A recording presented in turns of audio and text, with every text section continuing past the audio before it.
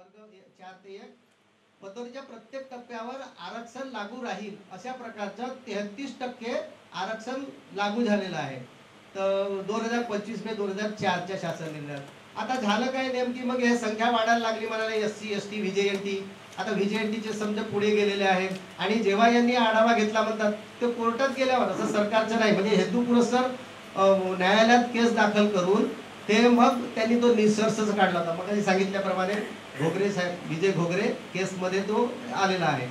तर त्याच्यामध्ये हे प्रमाण वाढल्यामुळे यांनी काय केलं, तर तो GR जो आला 4/8/2017ला हायकोर्टाने मग पदोन्नतीमधील आरक्षण अवैध ठरवण्याचा निर्णय झाला. आता त्या निर्णयाला 3 महिन्यापर्यंत त्या हायकोर्टाने स्थगिती दिलेली होती. मग महाराष्ट्र सरकारने सुप्रीम कोर्टात नोव्हेंबर म्हणजे 3 महिन्याच्या नोव्हेंबरमध्ये जवळजवळ 2017 मध्ये त्यांनी मग अपील केली. आता ती अपील तिथंच म्हणजे हायकोर्ट सुप्रीम कोर्टातच राहिली आणि त्यावेळेला त्यांनी 2 डिसेंबर 2020ला असं म्हटलेलं आहे हाय सुप्रीम कोर्टाने की पदोन्नतीमध्ये आरक्षण लागू करण्याचा निर्णय हा राज्य सरकार घेईल आणि ते त्यांचे अधिकार, आम्ही असं निर्देश फक्त पारित करू शकतो पण त्यांना असं म्हणजे सांगू शकत नाही, परंतु त्यांचा अधिकार आहे. म्हणजे ते पदोन्नतीमध्ये आरक्षण लागू करणे किंवा नाही करायचं हे अधिकार राज्य सरकाराचे आहेत असा त्यांनी निर्णय दिलेला आहे. पण शेवटी महाराष्ट्र सरकारने त्यावेळेस आपले मुख्यमंत्री अजित पवार उपमुख्यमंत्री होते,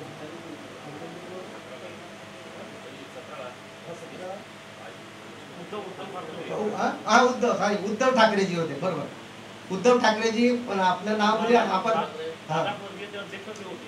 नाही, अजित पवारजी उपमुख्यमंत्री होते आणि माननीय अजित पवारनीच हा निर्णय घेतला आरक्षणाच्या बाबतीचा. तर त्यांनी मग पहिल्यांदा हे केलं की जे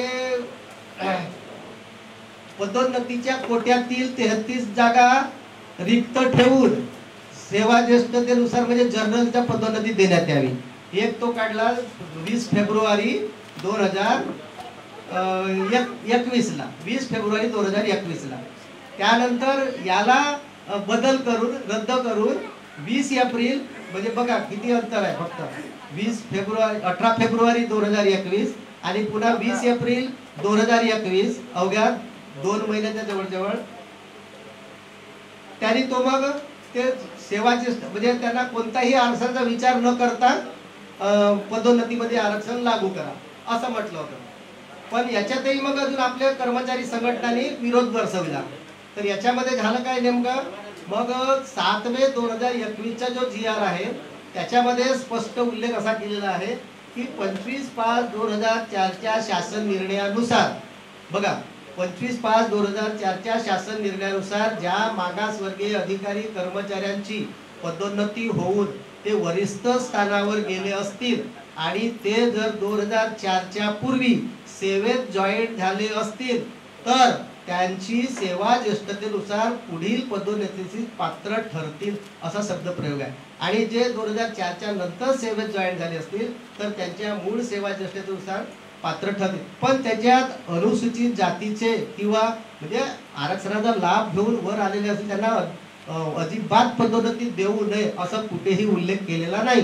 उलट मग खालच्या लाईन मध्ये हे लिहिलेलं आहे की त्यांना ज्यांना लाभ मिळालेला आहे पदोन्नतीचा लाभ त्यांना पदावनत करण्यात येऊ नये असं सुद्धा मार्गदर्शन त्याच्यात म्हणजे GR मध्ये स्पष्ट उल्लेख केला.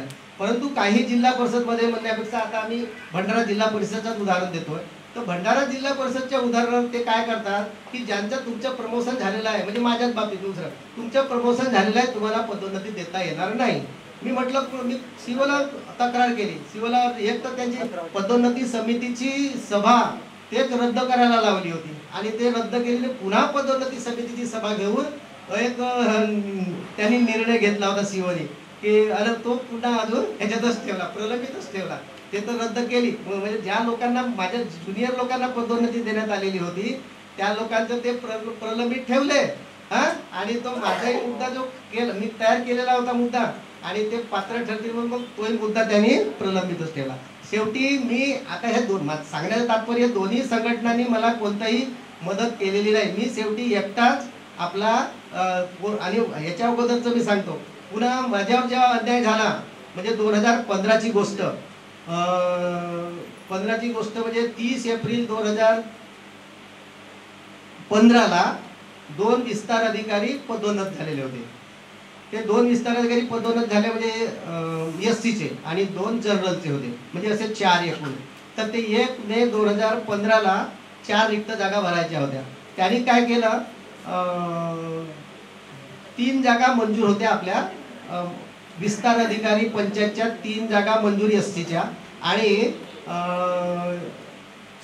एकूण जागा 6, एक एसटी आणि 2 बीजेएनटी. तर 3 जागा मंजूर असताना त्यांनी काय केलं, 3चे 2 करून टाकले. बघा प्रशासनात घोळ कसा होतो. आणि मग त्याचा संघर्ष आपण सांगतो बस थोडक्यात. संघर्ष कसा करायचा असतो तो. आता मी तर एकट्याने केला, पण आपण आज एवढे लोक आहोत संघटित, त्याच्यामुळे तुम्हाला संघटनेची ताकद जास्तच राहणार आहे. पण मी जेव्हा एकटा लढलो तेव्हा आपण एवढे लोक जर आलो आणि संघटनेच्या माध्यमातून जर सरकारला आपण धारेवर धरला तर ऑटोमॅटिक काही ना काही आपल्याला परिणाम दिसून येतात. कारण जिल्हा परिषदच्या पत्र सुद्धा मी कंटेम लावला होता. जी तुम्ही धारेवर धरलाय मग मला पत्र आहे. आता एक लहान कर्मचारी, क्लास 3चा कर्मचारी क्लासवर ऑफिसरला धारेवर धरतो आणि तो पत्र मला मिळतो, म्हणजे किती शोकांतिका आहे या जिल्हा परिषद प्रशासनाची. मला पत्र आलं, कारण पत्र कसं कोर्टात केस टाकली, कोर्टाचा निर्णय माझ्या बाजूने आला, मला पदोन्नती देण्यात यावी म्हणून त्यांनी ते इम्प्लिमेंट केलं नाही. 3/3/17ला माझा ऑर्डर आला होता. 31/3/17ला ज्याला पदोन्नती देण्यात आली होती त्याला त्यांनी आपला हे केला, पद त्याला काय होतं आपण सेवानिवृत्ती दिली, स्वेच्छा सेवानिवृत्ती. आणि 1/4/17 जागा रिक्त झाली असून सुद्धा त्यांनी काही ते जागा भरली नाही. शेवटी मला कंटेम दाखल करावा लागला.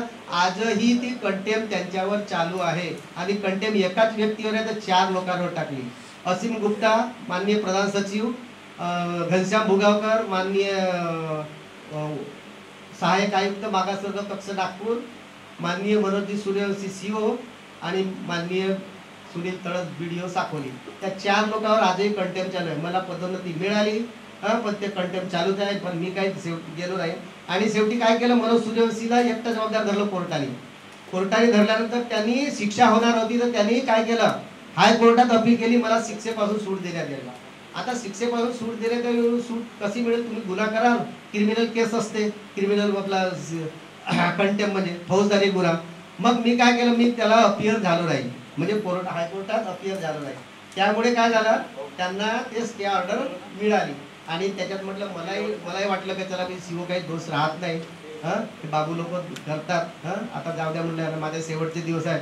तर अशा प्रकारचे हा माझा संघर्षमय जीवन आहे. शेवटी मला 1 महिन्यासाठी पदोन्नती का होईना मिळाली आणि मी सुखा समाधानानं आज रिटायर झालो आणि तुमच्या समोर उभा आहे आणि यापुढे सुद्धा उभा राहील. पण सांगण्याचं तात्पर्य हे की आपण आपल्या अन्यायावर तडजोड करता कामा नये आणि अन्याय झाला तर संयुक्तरित्या संघटितरित्या आपण त्याचा विरोध दर्शवा आणि आपल्या भविष्यात जे काही आपले बंधू भगिनींचे प्रश्न आहेत ते असे आणि सार्वजनिक स्तरावरचे जे काही आपले ध्येय धोरण आखून घ्यायचे आहेत ते आपण सर्व प्रयत्न करूया. आणि मी या ठिकाणी लांबलेले माझे 2 शब्द संपवतो. जय भीम, जय संविधान. प्रास्ताविक आणि त्यांच्या सेवा काळात त्यांचे जे अनुभव होते ते या ठिकाणी कथन केलेले आहे. आपलं संघटने वटवृक्षात बहरणार आहे असे त्यांनी भविष्यवाणी व्यक्त केली आहे. या ठिकाणी एक सत्र घ्यायचा होता, तो रद्द करू की सुरू, म्हणजे परिचय सत्र अत्यंत गरजेचं आहे. कारण महाराष्ट्रातल्या अनेक जिल्ह्यातून या ठिकाणी आपण एकत्र आलेलो आहोत आणि त्यानिमित्तानं आपल्याला एकमेकांचा परिचय होणं अत्यंत गरजेचं आहे. मी विनंती करतो सभागृहात बसलेल्या सर्व सन्माननीय सदस्यांना की त्यांनी आपापला परिचय देऊन सभागृहाला अवगत करावं. चल घ्या. प्लेयर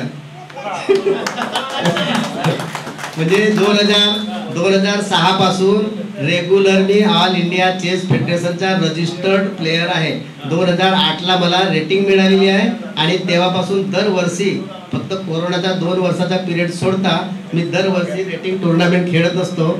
आणि आज मला 3ही प्रकारात, आता 3 प्रकार म्हणजे कोणते म्हणणार, तर ब्लिट्ज म्हणतात, रॅपिड म्हणतात आणि क्लासिक तिन्ही प्रकारात मला रेटिंग आहे. आणि त्यातल्या त्यात माझा मुलगा सुद्धा 13 वर्षाचा आहे, त्यालाही सुद्धा रेटिंग मिळालेली आहे तीनही प्रकारात. आणि एक नवीन गोष्ट म्हणजे जो आज आपला चेन्नईचा डी गुकेस आहे तो 18 वर्षाचा आहे. म्हणजे मी ज्या दिवशीपासून खेळायला सुरुवात केली रजिस्टर टुर्नामेंट 2006 पासून, तर तोही 24 वर्षात 18 वर्षात वर्ल्ड चॅम्पियन झाला. तर आम्हाला अभिमानाची बाब आहे त्यांच्या. सोलापूर जिल्हा विस्तार अधिकारी पंचायत. मी दिलीप शिवाजी मेश्राम, जिल्हाध्यक्ष महाराष्ट्र राज्य ग्रामपंचायत युनियन जिल्हा शाखा गडचिरोली.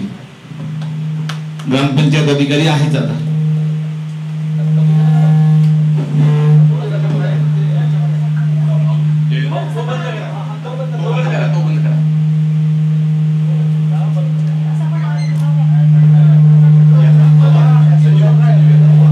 गेलो विविध संघटनांमध्ये काम केलं. आमच्या कॅडर संघटना होत्या, त्या प्रवर्ग संघटना, महाराष्ट्र राज्य काष्टाईप कर्मचारी कल्याण महासंघ आणि स्वतंत्र मजदूर युनियन.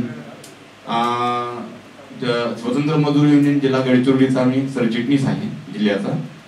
आणि सध्या संविधान फाउंडेशन जे खूप चांगलं काम आपल्या देशामध्ये करते आहे, संविधान दिन या देशाला मिळवून दिला ज्या संविधान फाउंडेशननं, त्या संविधान फाउंडेशनचा जिल्हा मुख्य संयोजक म्हणून देखील सध्या मी काम करतो आहे. जय भीम. जय भीम.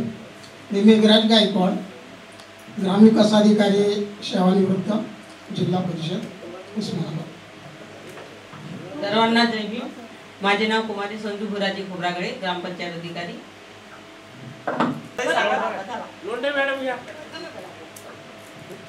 सर्वांना सप्रेम जय भीम. माझं नाव स्वाती लोंढे, माहेरची लोंढे आणि सासरची स्वाती राहुल चव्हाण. तसं पाहिलं तर मी 2 जिल्ह्यांचं प्रतिनिधित्व करते असं म्हटलं तर वावगं ठरणार नाही. कारण राहते सोलापूर जिल्ह्यात, जन्म सोलापूर जिल्ह्यात, शिक्षण सोलापूर जिल्ह्यात आणि कर्मभूमी पुणे जिल्हा. सध्या कार्यरत दौंड पंचायत समिती ग्रामपंचायत अधिकारी या पदावर कार्यरत आहे. असं म्हटलं जातं की माणसानं मातृभूमीपेक्षा कर्मभूमीवर जास्त प्रेम करावं आणि माझं माझ्या कर्मभूमीवर तितकंच प्रेम आहे जेवढं माझ्या मातृभूमीवर आहे. धन्यवाद.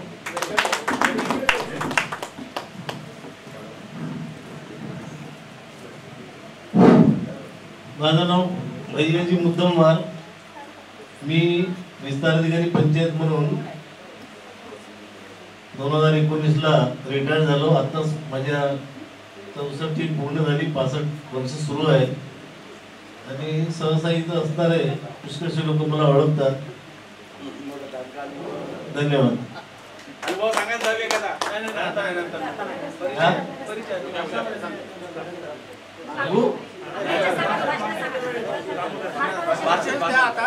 सर्वांना जय भीम.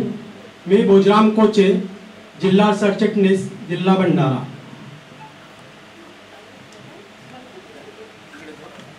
मी श्यामराव नागदेवे, ग्रामपंचायत अधिकारी, जिल्हा परिषद भंडारा.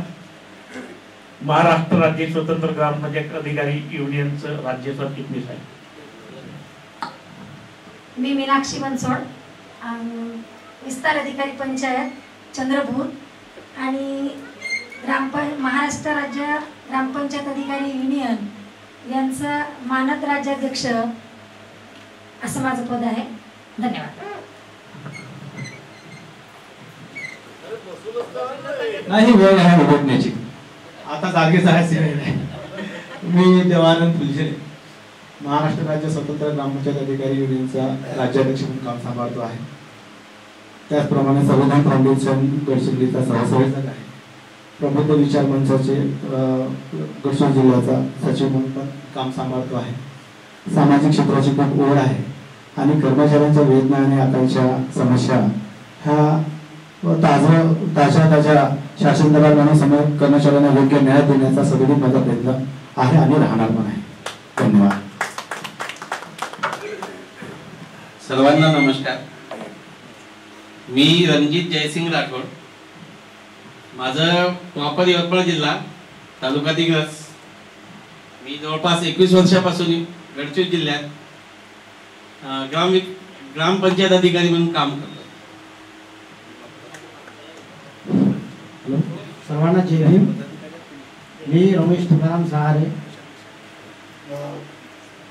गडचिरोली, महाराष्ट्र राज्य स्वतंत्र ग्रामपंचायत अधिकारी युनियन जिल्हा शाखा गडचिरोलीचे कोषाध्यक्ष म्हणून मी काम पाहतो.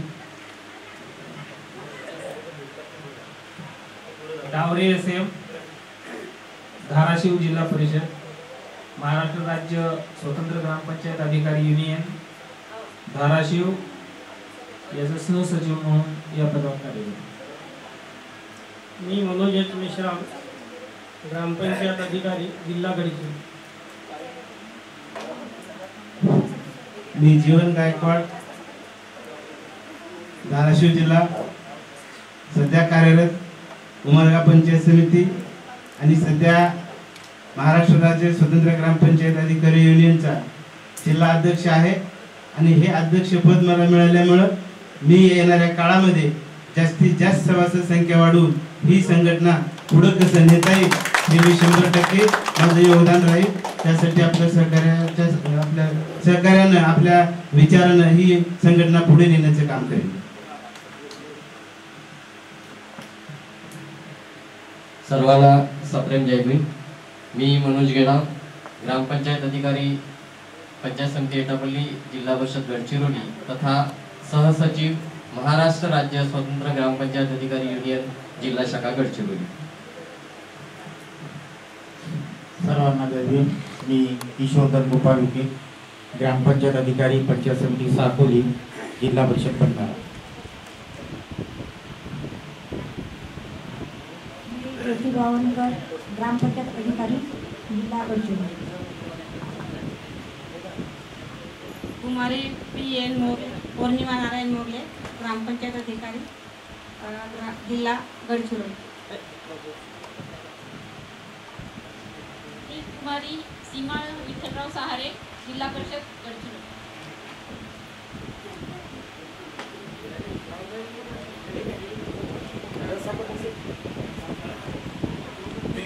सपाटे, जिल्हा परिषद जालना.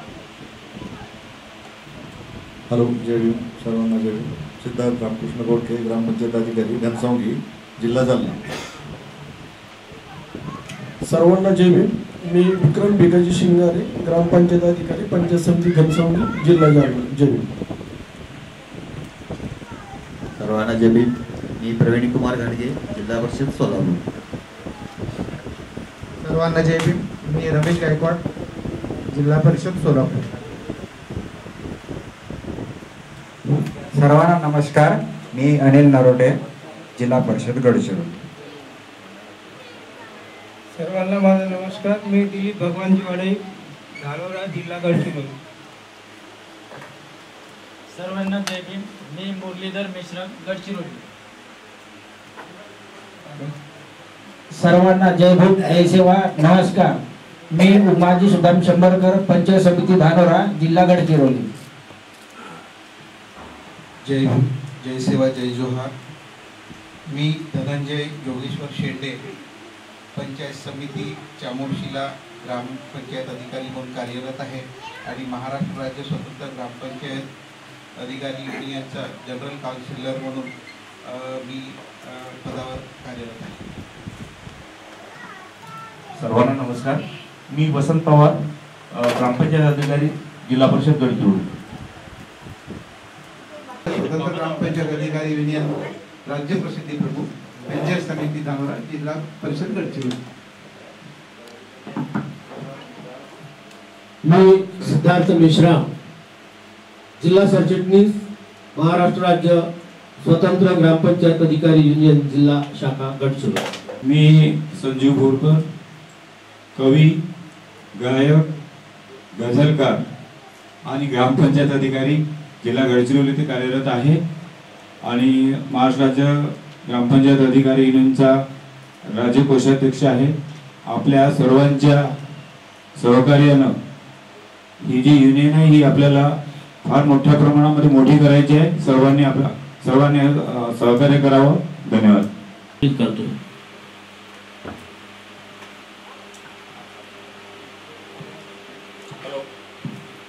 हॅलो.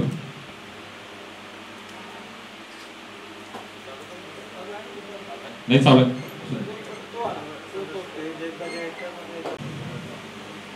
सामाजिक क्रांतीचे प्रणेते क्रांतीसूर्य महात्मा ज्योतिराव फुले, महाराष्ट्राचे जनक राजश्री शाहू महाराज आणि या महापुरुषांच्या विचारांना भारतीय राज्यघटनेमध्ये स्थान देणारे परमपूज्य बोधिसत्व डॉक्टर बाबासाहेब आंबेडकर यांच्या विचारांना, त्यागांना, कृतींना मी प्रथमतः विनम्र अभिवादन करतो. महाराष्ट्र राज्य स्वतंत्र ग्रामपंचायत अधिकारी युनियनचं या ठिकाणी अधिवेशन, दुसरं अधिवेशन या ठिकाणी संपन्न होत आहे. सकाळपासून बऱ्याचशा वक्त्यांनी अतिशय चांगल्या पद्धतीने मांडणी केली.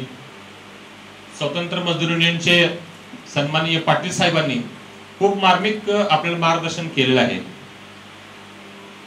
काही जण म्हणले की संख्या कमी आहे, आता 350 आहे महाराष्ट्रामध्ये. आपण आता सुरुवात केली, 2-3 वर्षापूर्वी संघटना निर्माण झाली.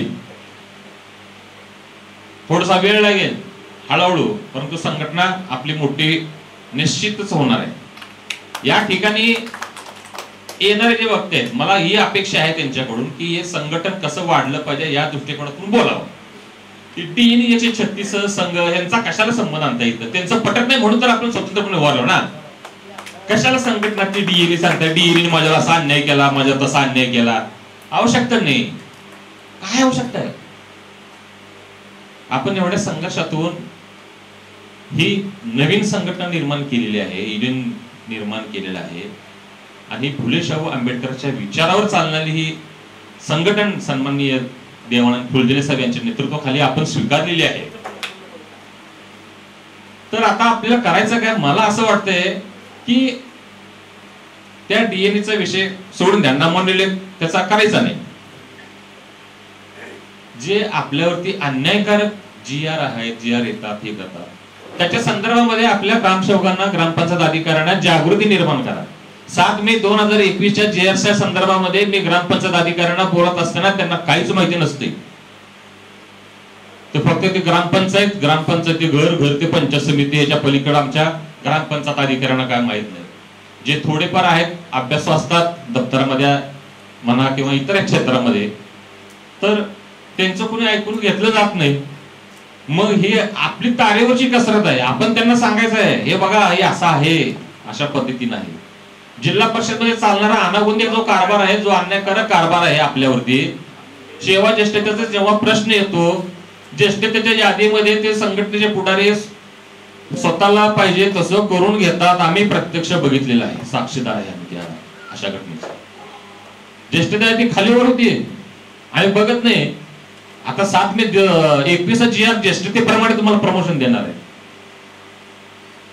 अशा काही बारीक बारीक गोष्टी आहेत की ग्रामविकास अधिकारी झाल्यानंतर ज्या दिवशी तुम्ही स्पर्धा परीक्षा पास झालेला असता, ग्रामविकास अधिकारी ज्या दिवशी तुम्ही पास झालेला असता त्याच्या दुसऱ्या दिवसाची ज्येष्ठता तुम्हाला धरली गेली पाहिजे. परंतु बऱ्याच ठिकाणी ते निकालपत्रच येत नाही. माझं निकालपत्र झालं नाही. जिल्हा परिषदेने घाळ केले, ते मला पाठवून दिलंच नाही. मी 2005 ला ग्रामविकास अधिकारी झालो.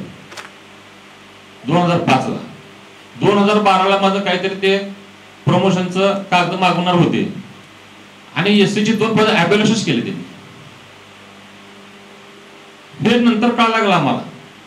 म्हणून आपल्या लोकांनी आता ही संघटन वाढवण्यासाठी जिल्हा परिषद मध्ये चालणारा जो काही अनागोंदी कारभार आहे ते स्वतः आपण प्रत्यक्ष डोळ्याने बघितलं पाहिजे आणि त्याच्यानुसार आपल्या लोकांना मार्गदर्शन केलं पाहिजे, जेणेकरून ते आपल्या या स्वतंत्र ग्रामपंचायत अधिकारी संघटनेकडे त्यांचा ओढा वाढेल.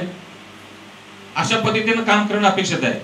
डीएनईने माझ्यावरती अन्याय केला, मी असं झालो तसं झालो, मी एकटा संघर्ष केलो, हे नका सांगू. आता तुमचे विचार किती चांगले आहेत संवर्गाबद्दल, ग्रामपंचायत अधिकाऱ्यांबद्दल तुमचे विचार किती स्वच्छ आहेत हे सांगा. त्यामुळे संघटन वाढत जाईल, हळूहळू वाढत जाईल, पण निश्चितच नक्कीच वाढणार आहे.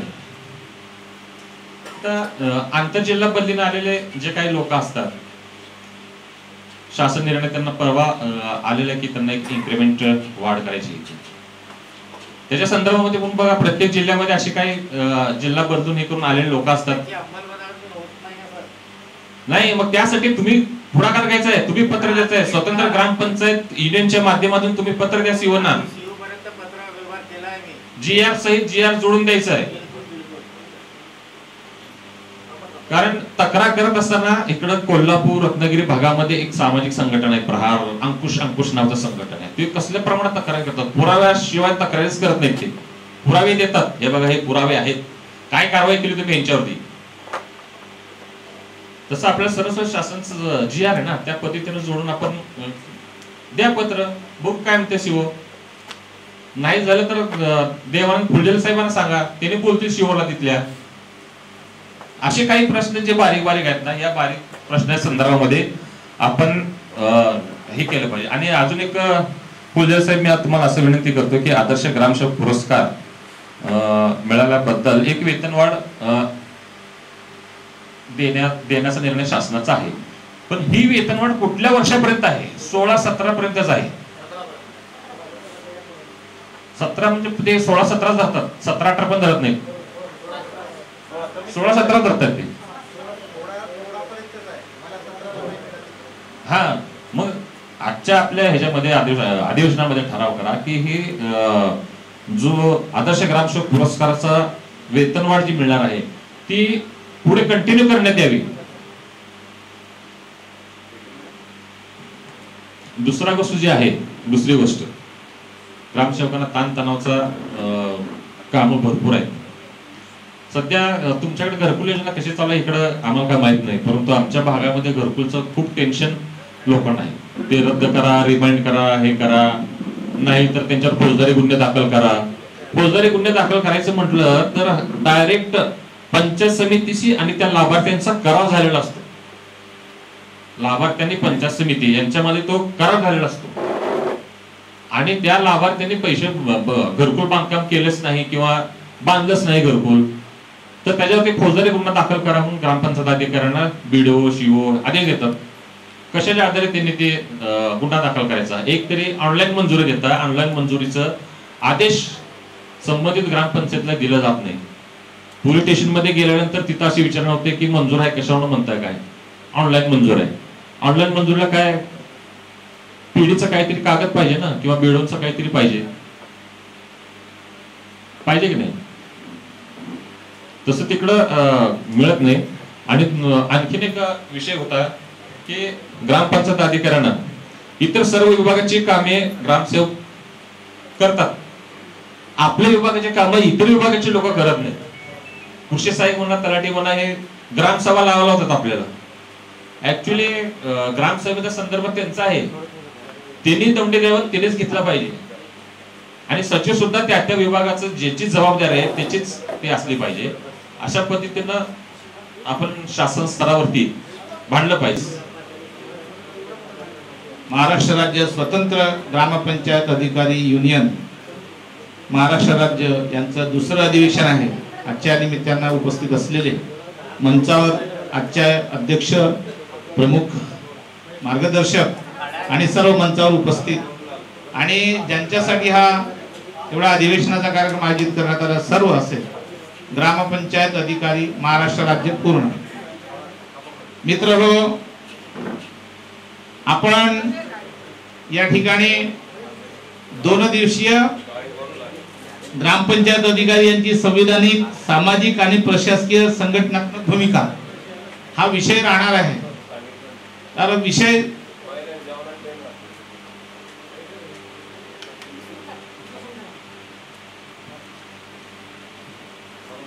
आपली जी संघटनात्मक भूमिका असणार आहे, सामाजिक भूमिका असणार आहे, हे कशी असली पाहिजे. आता जे रंगारी साहेबांनी सांगितलं ना, 58-13, 5, 8 आणि 13. 5 म्हणजे पंचशीला आहे, 8 म्हणजे अष्टक आहे. तुम्ही हे 2 जरी सर्वांनी अंगीकृत केले आणि जर आपण कृतीबद्ध कार्यक्रमात चाललो तर मग आपण 13 म्हणजे 13 मेरा 7 होऊ शकतो. म्हणजे सर्वांची साथ मिळेल तुम्हाला. आणि म्हणून पंचशील जर आहेत आपले, तुम्हाला आम्ही अधिक सांगण्याची गरज नाही, पण बऱ्याचदा पंचशीलाचं मंथन होते पण कृती होत नाही. कृती केली पाहिजे. जे पंचशील आहेत, पानाती पाता वेरमणी सिक्कापदम समाधी आम्ही, तर शेवटपर्यंत आहेत तिकडे 5 आहेत. शेवटचा आम्ही सुमित्याचार सुरामेध जे मध्य प्रमाद्य ठाणा वेरमणी सिक्कापदम समाधी आम्ही, हे 5 पंचशील अंगीकारले पाहिजे. प्रत्येकाने जीवनात जगताना, चालताना, बोलताना तुमच्याकडे बघण्याचा दृष्टिकोन हा समाजाचा अनुकरण प्रिय आहे.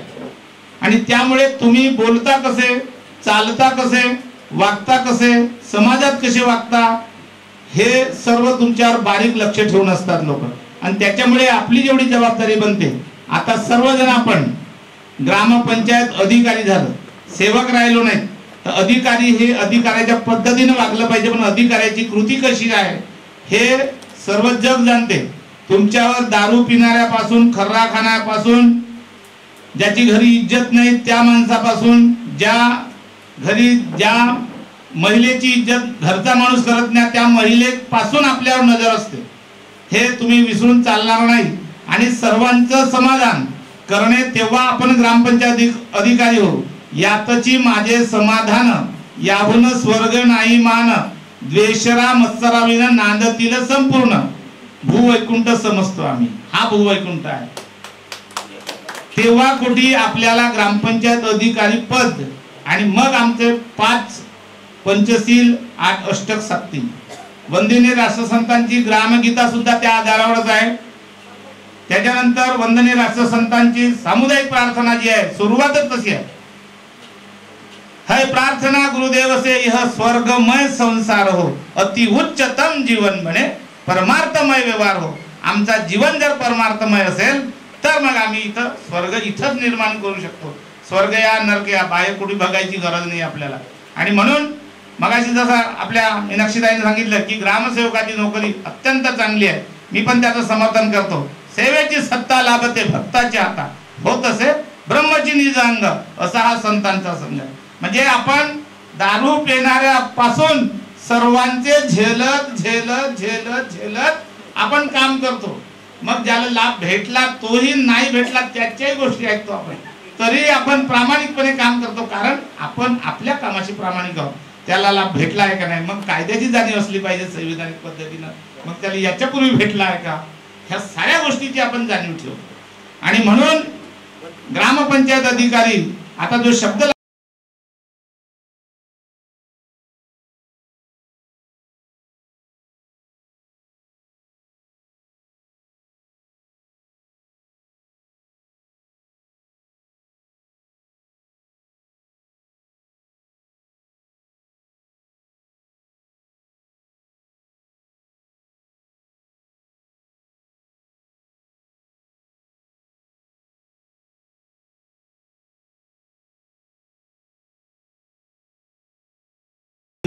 युनियन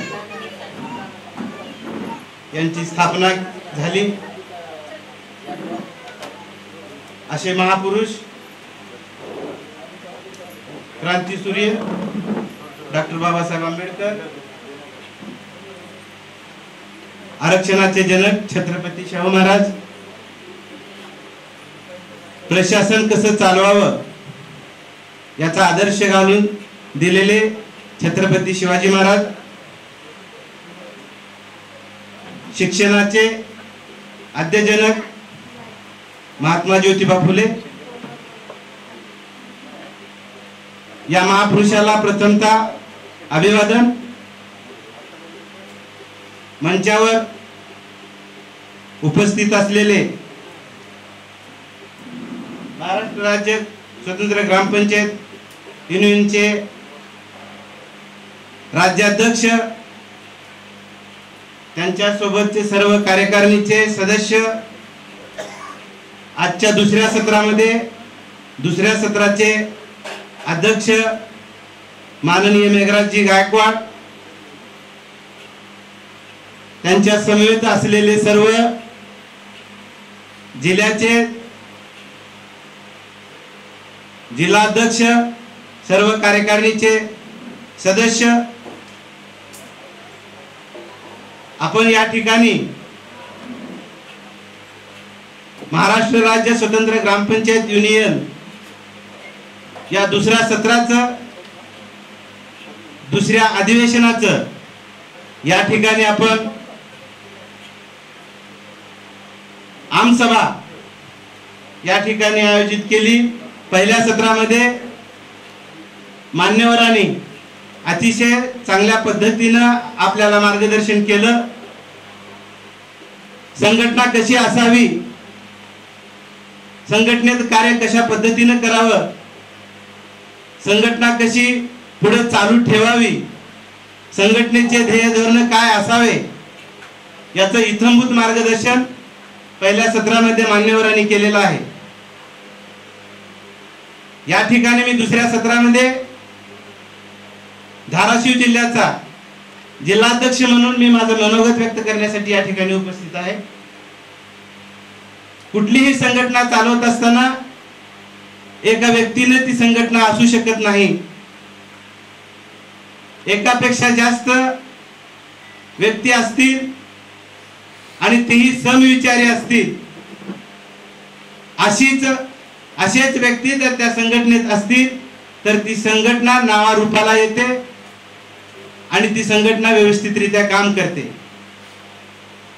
मगाशी आपण वक्त्यांनी बोललं की ती मागची DNA 36 संघटना वगैरे वगैरे जे काही संघटना आहेत, कारण संघटना अनेक असू शकतात। संघटना किती आहेत याच्यापेक्षा आपली संघटना कशी आहे, आपण काय केलं पाहिजे, आपल्या संघटनेचे ध्येय आणि धोरण काय असले पाहिजे, त्या ध्येय धोरणाची अंमलबजावणी कशा पद्धतीने झाली पाहिजे, त्याची वाटचाल कशा पद्धतीने केली पाहिजे हे आपण आपल्या संघटनेने ठरवायचं। टीका टिप्पणी करून चालत नाही आणि ते करू नये, मी ह्या मताचा माणूस आहे। कारण संघटनेमध्ये टीका टिप्पणी करून संघटना पुढे जात नाही, तर संघटना आपण स्वतंत्र आहोत। ती संघटनेचे ध्येय धोरण आपल्याला पटत नाहीत, म्हणूनच आपण स्वतंत्र युनियन संघटना ही स्थापन केलेली आहे आणि म्हणूनच या माध्यमातून आपल्याला चांगल्या पद्धतीने काम करायचं आहे। आणि म्हणून या ठिकाणी जिल्ह्याचा अध्यक्ष म्हणून, कारण या संघटनेचा मी ज्यावेळेस सभासद झालो, सभासद झाल्याच्या नंतर, संघटनेचा अध्यक्ष झाल्याच्या नंतर मी सभासद होण्यासाठी एका माझ्या बांधवाला फोन केला की मित्र असं आपल्याला स्वतंत्र ग्रामपंचायत युनियन अधिकारी या संघटनेचा सभासद व्हायचा आहे आणि मग या संघटनेत सभासद होऊन आपल्याला काम चांगल्या पद्धतीने करायचं आहे। त्यावेळेस त्या व्यक्तीने, त्या मित्राने मला प्रश्न विचारला की संघटना ही संघटना निर्माण करण्यासाठी किंवा संघटना निर्माण करण्यामागचा उद्देश काय आहे। आपल्या संघटना बऱ्याच आहेत, मग आपण कुठल्याही संघटनेत काम करू शकतो, मग ही संघटना का स्थापन केली गेली, मग याच्यासाठी खुर्च्या रिकाम्या होत्या आणि आता जेवण झालं की सगळे सुस्तावलेले दिसतात आणि काही बांधव आपले थोडंसं विश्रांती घेत आहेत, काही निघून गेलेले आहेत। कसं टिकणार आपलं संघटन, कशी चालणार आपली संघटना? सर्वप्रथम शिव फुले शाहू आंबेडकर यांच्या विचारधारेला शतशः नमन करते। सर्वांना सस्नेह जय जिजाऊ, जय शिवराय, जय ज्योती, जय भीम। हे यासाठी कारण आज 11 जानेवारी आहे आणि 33 कोटी देवांचं अस्तित्व झुगारून जिथं आम्हाला नतमस्तक व्हावंसं वाटतं, त्या महाराष्ट्राचं मातृतीर्थ राजमाता राष्ट्रमाता जिजाऊ यांची उद्या जयंती आहे आणि त्याची ही पूर्वसंध्या आहे। त्यासाठी सर्वांना सस्नेह जय जिजाऊ आणि जय शिवराय। महाराष्ट्र राज्य ग्रामपंचायत, महाराष्ट्र राज्य स्वतंत्र ग्रामपंचायत अधिकारी युनियनचं हे दुसरं अधिवेशन आहे आणि आमसभा। पहिल्यांदा ज्यावेळेस हे अधिवेशन झालं आणि पदाधिकारी निवडी झाल्या त्यावेळी मी अनुपस्थित होते।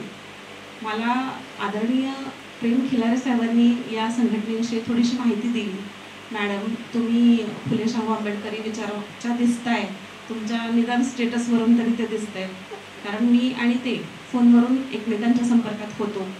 आणि त्यानंतर त्यांनी सांगितलं की मॅडम तुम्ही इच्छुक आहात का या संघटनेत काम करायला? तर मी त्यांना होकार कळवला कारण त्याचं कारण एक असं होतं की जन्मच आंबेडकरी विचारसरणी असलेल्या घरात झाला. माझे वडील प्राध्यापक पत्रकार होते, माझे सासरे शिक्षक होते आणि असं म्हटलं तरी वावगं ठरणार नाही की आईच्या पोटात असल्यापासूनच आंबेडकरी विचारधारा ऐकत ऐकत ऐकत मोठी झाले आणि अन्यायाला कुठेतरी वाचा फोडली पाहिजे, आपण कुठेतरी लढलं पाहिजे, हा जो बाणा होता तो बाणा अगदी लहानपणापासून माझ्यामध्ये रुजवला गेला.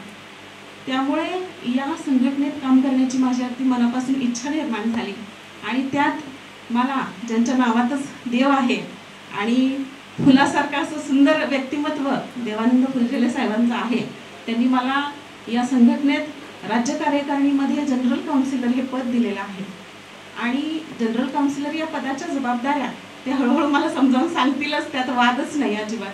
आणि त्यांच्या मार्गदर्शनाखाली, मीनाक्षीताईंच्या मार्गदर्शनाखाली मी यापुढे पुणे जिल्ह्यामध्ये आपलं संघटन वाढवण्यासाठी नक्कीच प्रयत्न करेन. मी मगाशी ओळख करून देताना असं म्हणाले की मी 2 जिल्ह्यांचं प्रतिनिधित्व करते.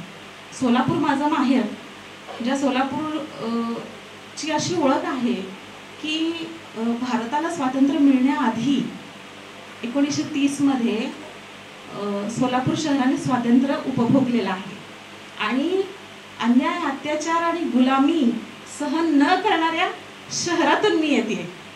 ते शहर माझं माहेर आहे आणि ज्या ठिकाणी 28,000 पेशव्यांना 500 महारांनी चरा कापलं होतं, त्या पुणे जिल्ह्यातून तो पुणे जिल्हा माझी कर्मभूमी आहे. हे इथं आवर्जून का मी सांगते, हा इतिहास मी इथं का सांगते आवर्जून, का तर बाबासाहेब आंबेडकर म्हणतात की ज्याला स्वतःचा इतिहास माहीत नाही तो इतिहास रचू शकत नाही. त्यामुळं आपल्याला आपला इतिहास माहीत असणं खूप गरजेचं आहे. इथं बॅनरवरती माझं नाव प्रमुख मार्गदर्शकामध्ये टाकलेलं आहे, तर मी थोडंसं त्याच्यामध्ये बदल करते. तर मार्गदर्शन करण्याची मी खूप मोठी नाही आहे किंवा खूप अनुभवी नाही आहे, फक्त 13 वर्ष माझी सर्व्हिस झालेली आहे. आणि असं म्हटलं तर ठीक होईल की बाबा चला मी विचारांची देवाणघेवाण तुमच्याशी करणार आहे, मी माझे अनुभव आलेले तुमच्याशी शेअर करणार आहे, चालेल ना? पूर्वी एक म्हण होती, बामणा घरी लिहून, कुणव्या घरी दाणं आणि महारा भांगा घरी गाणं. तर मग आता तसं आहे का हो? आता लिहून बी आमच्याकडेच आहे, अंदानं बी आमच्याकडेच आहे, अनगानं बी आम्ही गातोय, बरोबर आहे का? त्याच्यामुळे आपण स्वतःला खूप असं नशीबवान म्हणणार नाही मी, खूप असं प्राऊड फील झालं पाहिजे आपल्याला, खूप अभिमानानं आपण सांगितलं पाहिजे की आम्ही फुले शाहू आंबेडकरवादी विचारांचे वारसदार आहोत, आम्ही बाबासाहेबांनी दिलेल्या संविधानाचे पाईक आहोत. संविधान वाचवायचं म्हणून मागच्या लोकसभेमध्ये जो नारा तथाकथित पुरोगामी पक्षांनी दिला होता, दिली आणि ती तत्व आपल्याला आता रुजवायची जबाबदारी आपल्याकडे बाबासाहेबांनी दिलेली. आपण बघतो ग्रामीण भागामध्ये आपण सध्या काम करतोय, बलुतेदारीची जी पद्धत अस्तित्वात होती, मला वाटतं दलित वस्ती सुधार योजनेअंतर्गत सुद्धा आपल्या ज्या मागासवर्गीय वस्त्या आहेत त्यांची नावं आतापर्यंत अशीच होती, हरिजन वस्ती, मातंग वस्ती, चर्मकार वस्ती, अशीच नावं होती. आणि मग तो GR 2017-18 मध्ये आला आणि त्याच्यानंतर त्याच्या आधी मी त्या वस्त्यांची नावं बदलली होती, रमाईनगर, सम्यकनगर, यशोधरानगर, सिद्धार्थनगर अशी नावं मी त्या वस्त्यांना दिली होती. आणि मग मला ABDO साहेबांचा फोन आला, साहेब म्हटले मॅडम हे असले उद्योग कशाला करता तुम्ही, तुम्हाला कोणी सांगितलं करायला? आणि त्यांनी असं म्हटलं आणि पुढच्याच आठवड्यात तो GR आला का जातीवाचक नावं वगळा आणि सगळी महापुरुषांची नावं द्या. मग मी फोन लावला, साहेब मी बरोबर केलं ना? साहेब म्हटले हो मॅडम तुम्ही फारच फॉरवर्ड आहात. मग म्हटलं फॉरवर्ड राहावंच लागल, करावंच लागल. आता मी तुम्हाला थोडंसं माझ्या कामकाजातले अनुभव कथन केले तर चालतील ना, कंटाळणार नाहीत ना कोणी?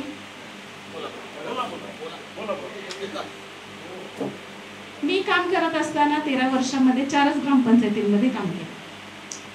आता मगाशी फुलझेले साहेब म्हटले का आंबेडकरवाद आपला हा रुजला पाहिजे आणि आपल्याला पुस्तक सुद्धा प्रशासनात आंबेडकरवाद हे मिळाले गिफ्ट म्हणून. आणि आंबेडकरवाद जो आहे, काय आहे आंबेडकरवाद नेमकं, आंबेडकरी विचार म्हणजे काय आहे नेमकं? बाबासाहेबांना काय अभिप्रेत होतं? आंबेडकरवाद आपण नेहमी बघतो. आता ग्रामीण भागामध्ये हिंदू धर्माच्या अंतर्गत हरिनाम सप्ताह वगैरे भरवला जातो. ते अखंड हरिनाम सप्ताह असतो. 7 दिवस ते पारायण, अभंग, ग्रंथ हे सगळं भगवद्गीतेचं वाचन वगैरे चालू असतं. मग माझं म्हणणं असं आहे की जर बाबा आपण जागरूक असू, आपण जागृत असू, खरंच आपण फुले शाहू आंबेडकरवादी विचारांचे असू, तर आपण सुद्धा संविधानाची पारायणं घेतली पाहिजे. ज्या दिवशी या देशात संविधानाची पारायण होतील, ज्या दिवशी या देशात संविधानाचा जागर होईल, त्या दिवशी हा देश सशक्त भारत झाल्याशिवाय राहणार नाही. आपण फार उत्साहानं, फार कौतुकानं सांगतो कायदा लिहिलाय बापानं आमच्या नावाला शिकवता काय, पण मग तो कायदा वाचायचा कोणी? ते वाचायची जबाबदारी सुद्धा आपली आहे. तो वाचून समजून इतरांना समजावून सांगण्याची जबाबदारी आपली आहे. चराचरामध्ये देव दिसतो असं काही लोक म्हणतात, पण मला चराचरामध्ये आंबेडकरवादच दिसतो.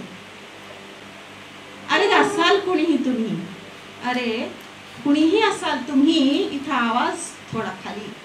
तुम्ही मंत्री असाल किंवा असाल कुणी अंबानीही, तुमच्या मताला तेच मोल जे माझ्या मताला आहे.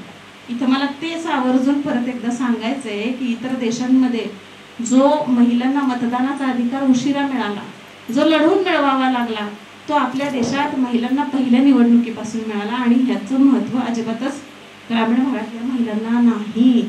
मी स्वतः त्या गोष्टी अनुभवलेल्या आहेत. माझ्यापेक्षा कोण मोठा? मीच हात आणि माथा आहे. भल्या भल्यांचा उतरवला दोरा, तिथं तुमची काय कथा आहे. आम्ही भारताचे लोक, हीच आमची ख्याती आहे. धर्मानं पेटवलेल्या वाणगातून मिल्खा सिंग धावत असतो.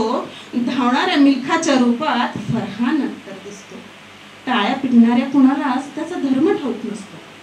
कितीही तुम्ही नाकारली तरी हीच माझ्या देशाची गाथा आहे. भल्या भल्यांचा उतरवला तोरा, तिथं तुमची काय कथा आहे. आम्ही भारताचे लोक, हीच आमची ख्याती आहे. दिलीप कुमार आमचा हिरो राजेश खन्ना मान तिरकी करतो. जंजीर वगैरे सगळ्यात तोडत बनारसी अमिताभ गिरकी घेतो. खान होतात मग ताईत गळ्यातले, खान होतात मग ताईत गळ्यातले रुपेरी रान आबादानी होते. नर्गिस आमची भारत माता आली आहे जीवाची बाजी लावते. ओरच काय गुरढोरही सांगतील, चोख्याच्या जोडीला नाथा आहे. भल्या भल्यांचा उतरवला तोरा, तिथं तुमची काय कथा आहे. आम्ही भारताचे लोक, हीच आमची ख्याती आहे. जय जयकाराच्या नशेत ते त्यांना भारत मातात सुनावते. जय जयकाराच्या नशेत ते त्यांना भारत मातात सुनावते. भिंती बांधण्यात मग्न जे त्यांना पूल बांधण्याचा मंत्र देते. भिंती बांधण्यात मग्न जे त्यांना पूल बांधण्याचा मंत्र देते. बटेंगे तो कटेंगे नारा दिला होता यावेळेस भाजपवाल्यांनी. मग हे बटेंगे तो कटेंगे बटवारा केला कोणी हे विचारलं पाहिजे ना. कोणी विचारायचं? हे आपणच विचारलं पाहिजे. श्रीकृष्णाच्या यमुनेकाठी ताजमहाल दरबार असतो. खिचडीच्या डिश शेजारीच मग क्रेशुनी कबाब दिसतो. स्वातंत्र्याचा सूर्योदय लाल किल्ल्यावर होतो. हीच का तुमची व्यथा आहे. भल्या भल्यांचा उतरवला तोरा, तिथं तुमची काय कथा आहे. आम्ही भारताचे लोक, हीच आमची ख्याती आहे. भारत माता की जय म्हणून भारत समजत नसतो. जा पाकिस्तानला म्हणून खरा भारत कळत नसतो. कबीरांच्या दोह्या इतकाच भारत प्रत्येकाचा असतो. बुद्धाच्या करुणे इतकाच भारत सर्वांचा असतो. गांधीचा खून करणाऱ्यांनो, आता रिकामाच तुमचा भात आहे. भल्या भल्यांचा उतरवला तोरा, तिथं तुमची काय कथा आहे. आम्ही भारताचे लोक, हीच आमची ख्याती आहे. घर खचलं चूल विजली होत्याच नव्हतं झालं. घर खचलं चूल विजली होत्याच नव्हतं झालं. माझ्या अभिमानाच तेव्हा जगायला शिकवलं. गांधीजींनी तर दिला आतला आवाज. नेहरूंमुळे ऐकू आली जगभराची लाज. हे सगळं घडत होतं तेव्हा तुम्ही कुठं होता? हे सगळं घडत होतं तेव्हा तुम्ही कुठं होता? देशभक्तीची प्रमाणपत्र आता कशी मिळवता? धर्मांध शेजारी दुभंगला तरी तुमच्या हातात तोच चोथा आहे. भल्या भल्यांचा उतरवला तोरा, तिथं तुमची काय कथा आहे? आम्ही भारताचे लोक हीच आमची ख्याती आहे. स्वातंत्र्यानंतर जन्मले मी आणीबाणी ही नाही पाहिली. स्वातंत्र्यानंतर जन्मले मी आणीबाणी ही नाही पाहिली. कुठल्याच युद्धाची झळ मला तशी नाही लागली. आरसा बघताना वारसा मलाही कळतो आहे. आरसा बघताना वारसा मलाही कळतो आहे. भारतीय म्हणताना हा वर्तमान छळतो आहे. शॅम्पू निवडला, क्रीम निवडली, तसा नेताही निवडला. शॅम्पू निवडला, क्रीम निवडली, तसा नेताही निवडला. वापरल्यावर कळलं यार आपला तर गिराईक झाला. आज मात्र माझ्या हातात नव्या स्वातंत्र्याची गाथा आहे. भल्या भल्यांचा उतरवला तोरा, तिथं तुमची काय कथा आहे? आम्ही भारताचे लोक हीच आमची ख्याती आहे. थँक्यू. मध्ये बोर झाल्यामुळे सर्व उठून गेले होते. फक्त एकटाच होता शिल्लक. त्याला जेव्हा मी विचारणार मग तू काहून आहेस? साहेब तुमच्या पायाखालची घोंगडी माझी आहे म्हणून मी आहे. त्यामुळं आता फार लोक कमी आहेत तरी अच्छा महत्वाचे लोक आहेत आणि महत्वाचे लोक राहतात. तुम्ही माझा मगाने परिचय अल्प परिचय सांगितला होता. मी ग्रामसेवक म्हणून नोकरीला लागलो आणि विस्तारधारी पंचायत म्हणून निवृत्त झालो. परंतु त्याच्यात सर्वात चांगली गोष्ट अशी आहे की एक ग्रामसेवक माणूस BDOचा 3 वर्ष आणि क्लास 1 BDOचा 4 सुद्धा मी सांभाळलो. हे बक्षीस आणि मला जिल्हा परिषदेतून मिळालेले बक्षीस 9 वेळा मी माझी डिपार्टमेंटल इन्क्वायरी झाली. 3दा निलंबित झालो. हे मला जिल्हा परिषदेतून मिळालेले बक्षीस. आणि दुसरं बक्षीस मी आदर्श ग्रामसेवक म्हणून 3 वर्ष मला बक्षीस मिळालं. एवढा नालायक असून सुद्धा हे 4था. आणि त्याच्यानंतर तर असो आदरणीय व्यासपीठ आणि आपण सर्व इथं जमलेले. मी इथं आलो त्याचा सर्व श्रेय माझा जो शिष्य होता फुलझेले, आता तो गुरु झाला माझा. कारण हे जे माझे पहिले जे शिष्य होते ते आता माझे गुरु झाले. हा, जसे आमच्या गडचिरोली जिल्ह्यामध्ये ते शिवाजी आणि आंबेडकर साहेब होते ना, पोवाड्यामध्ये याचे दोघांचे नाव येते. एक होते शिवाजी, दुसरे आंबेडकर. तर आमच्या जिल्ह्याचे 2 शिष्य झाले ते आता माझे 2 गुरु झाले. तर महत्वाचा मुद्दा आपल्या युनियनची जी स्थापना झाली, आपल्या युनियनची स्थापना होण्यामागचा उद्देश जे आपल्यावर जे जवळचे लोक आहेत ते युनियनचा खरा फायदा घेऊन आपले प्रमोशन हे ते करत होते आणि जे बाकीचे रंजले गाजले होते त्यांच्यावर अन्याय होत होता. म्हणून हे आपल्या युनियनची स्थापना झाली. हे सर्वांना मान्य करावं लागेल. महत्वाचा मुद्दा हे का आपली 58 वर्ष नोकरी खरोखर टिकली पाहिजे याचा अगोदर आपल्याला विचार करावा लागणार. मित्र तुम्हाला सांगतो, तुम्ही काही करा, ते आंबेडकर फुले वाद तुम्ही तो नंतर करा, तुम्ही समाजात नंतर विचार करा. पहिले अगोदर 58 वर्ष नोकरी आपली साबूत राहते का नाही याचा विचार करा. आज राज्याचा अध्यक्ष 58 वर्ष नोकरी करू शकत नाही तर तुम्ही आम्ही कोण? तुम्ही फुले आंबेडकरचा विचार जो आहे ना नंतर पेरा, नंतर ते करा लिडरगिरी. तुमची 58 वर्ष नोकरी राहते का हे पहा पहिले. त्याच्यामुळे मी तुम्हाला सांगतो, कोणी सर्व कोणी ग्रामसेवक राहावं का त्याचा पुढारी राहावं का तो राज्याध्यक्ष राहावं, आपल्याला पहिला सर्वात महत्वाचा आपला रेखा आपल्याला कोणी जावं. तुम्ही सांगा माझ्या 9 डिपार्टमेंटल इन्क्वायरी झाल्या, CID इन्क्वायरी झाली, CBI इन्क्वायरी फक्त राहिली, फक्त माझ्यावर कॅटेगरी इन्क्वायरी झाली, तरी मी जिवंत आहे, तुमच्या समोर उभा आहे का नाही? दुसरं माणूस वाचते का?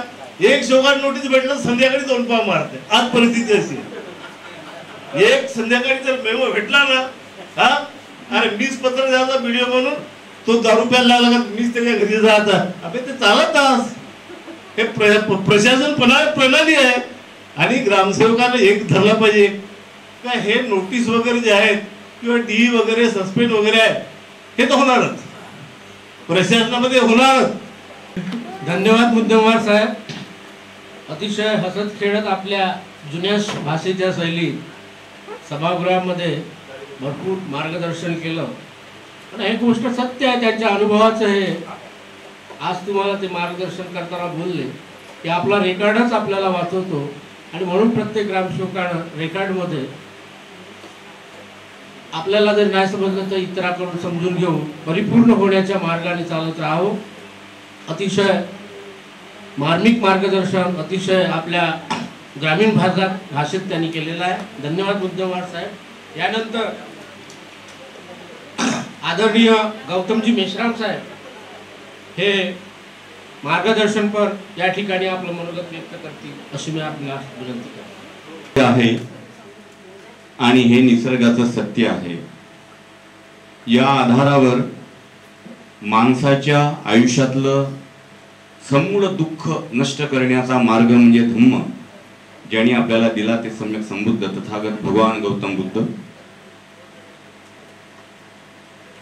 आणि या देशातील प्रत्येक व्यक्तीच्या संपूर्ण विकासाची, समग्र विकासाची ग्वाही देणार जगातलं एकमेवाद्वितीय अप्रतिम असं संविधान ज्यांनी आपल्या या देशाला दिलं ते आपले सर्वेसर्वा विश्वरत्न परमपूज्य डॉक्टर बाबासाहेब आंबेडकर. आणि या मधल्या काळामध्ये अनेक संत महानायक महानायिका झाल्या ज्यांनी समतेचा पुरस्कार केला आणि समाजामध्ये समता न्याय बंधुता या विचारावर समाज व्यवस्था उभी करण्यासाठी आयुष्य खर्ची घातलं. या सगळ्या समतावादी महानायक महानायिका यांच्या विचारांना मी सर्वप्रथम विनम्र अभिवादन करतो, त्यांच्या कार्याचं या प्रसंगी स्मरण करतो. मित्रांनो, शिक्षणानं माझ्या जगण्याचे संदर्भ बदलले. शिक्षण हे व्यक्तीच्या व्यक्तिमत्व विकासाचं, पर्यायानं समाज परिवर्तनाचं प्रभावी आणि परिणामकारक साधन आणि माध्यम आहे. ही बाब आता जगातील कोणतीही व्यक्ती टाळू शकत नाही.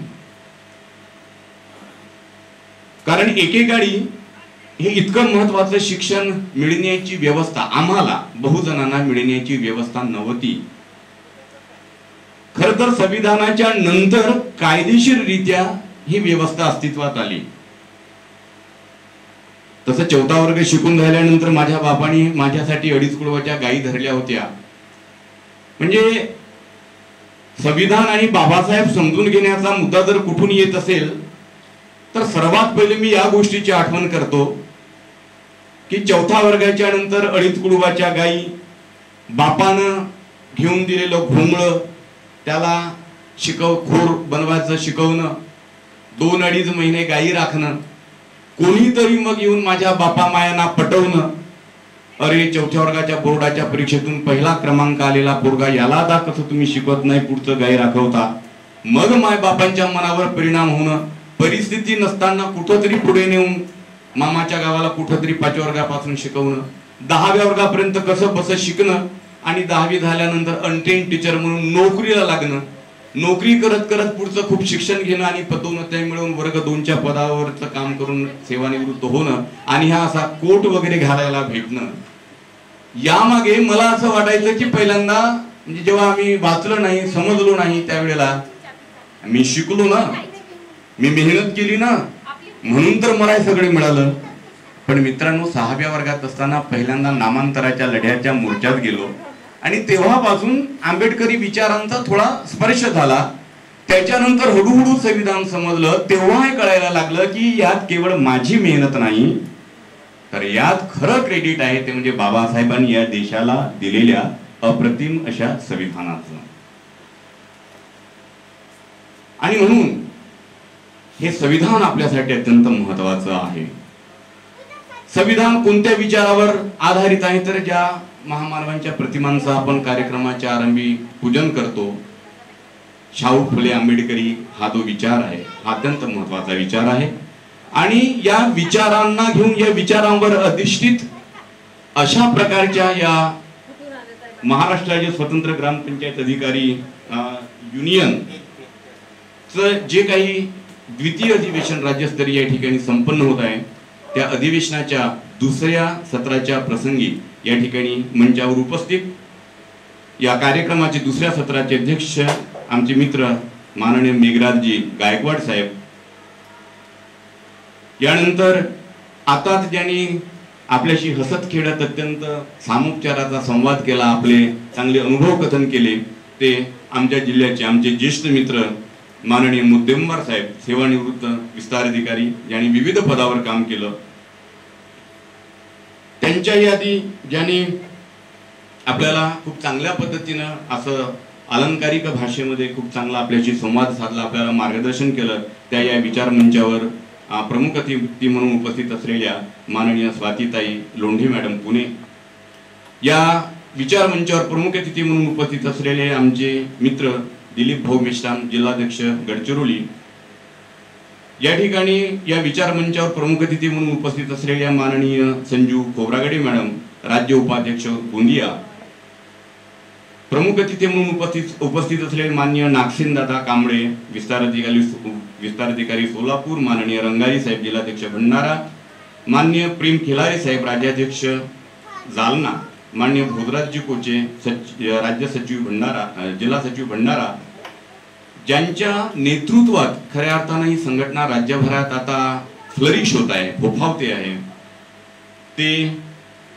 या राज्याच्या संघटनेचे माननीय अध्यक्ष माननीय देवानंद फुलझेले साहेब, सिद्धार्थजी मेश्राम, राज्याची सर्व कार्यकारिणी, जिल्ह्याचे सर्व पदाधिकारी आणि बाबासाहेबांच्या विचारांवर, भारतीय संविधानावर आणि तुमच्या राज्याध्यक्षांच्या नेतृत्वावर विश्वास ठेवून या अधिवेशनाला उपस्थित या संघटनेचे सर्व सन्माननीय सदस्य, मित्रांनी, मैत्रिणींनो, मित्रांनो, आपणा सर्वांना सप्रेम जय भीम. मला हे सांगायचं आहे की खऱ्या अर्थानं म्हणजे संघटना वेगवेगळ्या का होतात. मी मगाशीच बोलताना बोललो की अनित्य हा सिद्धार्थ बुद्धांनी सांगितलेला निसर्गाचा नियम आहे. ज्या वेळेला माहीत नसतं ना त्यावेळेला हेच आमचं जग आहे किंवा हेच सत्य आहे असं आपल्याला वाटत असते. जी माणसं शाहू फुले आंबेडकरी विचाराची किंवा संविधानाच्या न्याय, समता, स्वातंत्र्य, बंधुत्व, लोकशाही, सर्वांना दर्जाची आणि संधीची समानता या विचारांची जी माणसं आहेत आणि उम्र गालिब ये कहता रहा, धूल तो चेहरे पे थी पर जिंदगी भर आईना साफ करता रहा, अशा प्रकारची धोरणं सरकारची संविधानाच्या संबंधाने, त्याच्या अंमलबजावणीच्या संबंधाने असो किंवा संविधानाचा समाजामध्ये प्रसार करण्याच्या संबंधाने असोत अशी होत आहेत. तर आपण शिकलेली माणसं ओळखलं पाहिजे, वाईट प्रवृत्तींना, वाईट विचाराला वेळीच विरोध केला पाहिजे आणि संघटित पद्धतीने जर विरोध केला तर आपण सगळेजण सुरक्षित राहू शकतो एकट्याने करण्यापेक्षा. त्याच्यासाठी हा मंच आहे, आपला संघटनेचा मंच आहे. कोणीही घाबरण्याचं अजिबात काही कारण नाही. जसं आपले भंडाऱ्याचे सर सांगत होते ना, मी एकट्याने लढला म्हणून, नियमानुसार असेल तर एकट्याने लढला तरी नाही मिळेल, कमी अधिक प्रमाणामध्ये नाही मिळेल. आणि तो जर आपण संघटनेच्या मंचावर येऊन आणला तर कोणाची ताकद होत नाही तुमच्यावर अन्याय करण्याची. बाबासाहेबांनी संघटनेचं महत्त्व तर सांगितलेलंच आहे आणि स्वतंत्र मजूर युनियन ही देशातली खूप चांगली आणि ट्रेड युनियन निश्चितपणानं आपल्या पाठीशी आहे. मित्रांनो, निश्चितपणानं वेळ झाला आहे. मी तुम्हाला एक, जसं स्वाती मॅडमने कविता सांगितली म्हणून मी आता माझा शेवट एका कवितेनं करतो की संविधानाने सगळ्यांना प्रेमानं जोडण्याचा सल्ला दिला, बरोबर आहे, संविधानाने जोडण्याचा सल्ला दिला, एकमेकावर प्रेम करण्याचा सल्ला दिला, एकमेकासोबत येऊन फ्रॅटर्निटी क्रिएट करण्याचा सल्ला दिला. पण ही व्यवस्था गेली 75 वर्ष याच्या उलटच काम करते, फूट पाडण्याचं काम करते. जातीमध्ये, धर्मामध्ये हिंदू मुस्लिम, कभी हिंदू मुस्लिम, कभी और क्या तो कभी और क्या. इसके लिए मैं एक कविता 1-2 मिनट की बोलकर मैं मेरा बोलना बंद करूंगा. याच्यातून प्रेम निर्माण होतं की नफरत पैदा होते? काय होतं?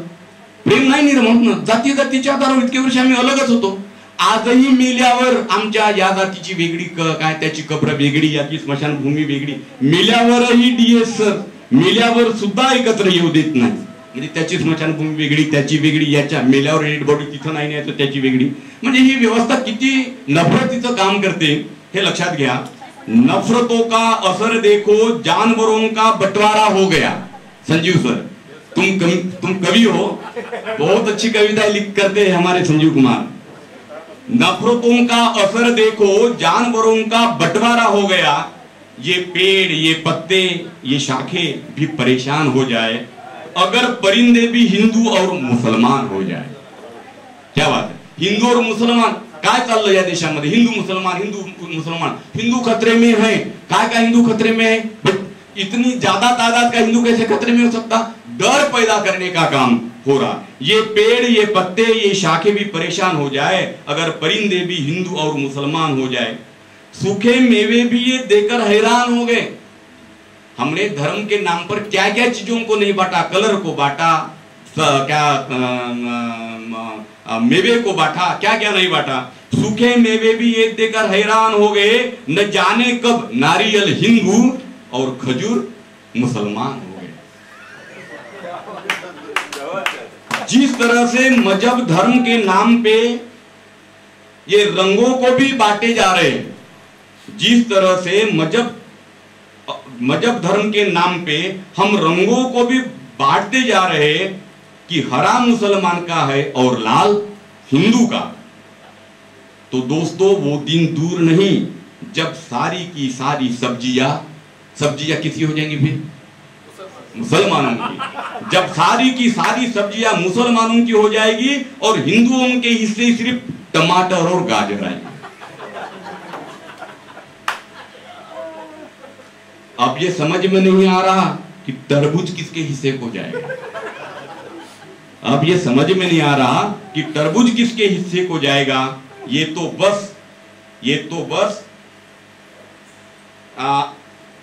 बस ऊपर से मुसलमान और अंदर से हिंदू रहे. आणि म्हणून मित्रांनो या विचारांच्या कचाट्यात आपण निश्चितपणाने येऊ नका. आपण येऊ नका. आपल्या परिवाराला, आपल्या मित्राला, आपल्या फॅमिलीला आणू नका, येऊ देऊ नका. कारण हा इतका बेकार विचार आहे की निश्चितपणानं या विचारानं इतकी वर्ष कल्याण झालं. भविष्यात आमच्या पिढ्यांचं पूर्ण कल्याण होणार आहे. आणि म्हणून सर्वांच्या कल्याणाचा मार्ग, शाहू फुले आंबेडकरी मार्ग, संविधानाचा मार्ग आपण जोपासूया. निश्चितपणानं संविधानाचा मार्गच आपल्याला सगळ्यांचं कल्याण करू शकतो असा संदेश देत. आणि आपण सगळ्यांनी मला ऐकून घेतलं. आणि तुम्ही मी मागच्याही वर्षी होतो, याही वर्षी तुम्ही मला निमंत्रित केलं आणि तुमच्याशी बोलण्याची संधी उपलब्ध करून दिली. त्याबद्दल आपणा सगळ्यांचं मनपूर्वक आभार व्यक्त करतो. सन्माननीय आदरणीय गौतमजी मेश्राम साहेब, अजून पुन्हा 2 तास आपल्याला रिझवण्याची त्यांच्याकडे शक्ती आहे. आणि एकूणच त्यांचं जीवन आता समाजाच्या उत्थानासाठी, प्रगतीसाठी आणि प्रबोधनासाठी ते आपलं खर्च करत आहेत. त्यांना दीर्घकाळ लाभो आणि समाजाची आणि या संघटनेला पुन्हा मार्गदर्शन करण्यासाठी आपल्याला बळ मिळो अशी सदिच्छा व्यक्त करतो. वेळ भरपूर झालेला आहे. अध्यक्षीय भाषण आहे, पण त्या अगोदर संघटनेच्या वतीने मायानंद तानबा आडकीने, छत्रपती संभाजीनगर यांचा संघटनेच्या वतीने सन्माननीय आजच्या कार्यक्रमाचे अध्यक्ष आदरणीय मेघराज दादा गायकवाड साहेब, सन्माननीय संघटनेचे राज्याध्यक्ष आदरणीय देवानंदजी फुलझेले साहेब आणि मंचकावरचे सर्व आदरणीय यांना विनंती. इथं आलो होतो त्यावेळेस अडकेरी साहेबांची आमची या रावबहादूर नारायण मेघाजी लोखंडे या परिषद केंद्रामध्ये भेट झाली. त्यांनी जो सहकार्य केलेला प्रत्येक गोष्टीमध्ये त्यांचं इतकं बारीक निरीक्षण होतं. प्रत्येक गोष्ट आम्हाला समजावून सांगितली, कार्यक्रम कसा यशस्वी करता येईल, काय काय करावं लागेल. अतिशय चांगला त्यांचा सूक्ष्म अभ्यास आहे आणि त्यांच्या अभ्यासामधूनच हे एवढं चांगलं व्यवस्था आपण करू शकलो. आणि म्हणून साहेब होते त्याचे पात्र आहेत. राज्य संघटनेच्या वतीनं अडकिने साहेबांचा आणि आजच्या दुसऱ्या सत्राचे अध्यक्ष मेघराजदादा गायकवाड आणि सर्व मान्यवर, सर्व राज्य संघटनेचे पदाधिकारी, जिल्ह्याचे पदाधिकारी सर्वांनी इथं पार्टिसिपेट करावं सर्वांच्या वतीनं. आणि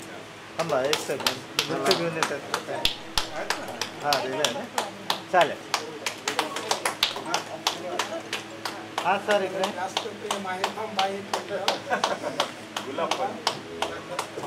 हा बघा इकडे सर इकडे. हा मग ते जॉईन होत आहेत. हा सर इकडे.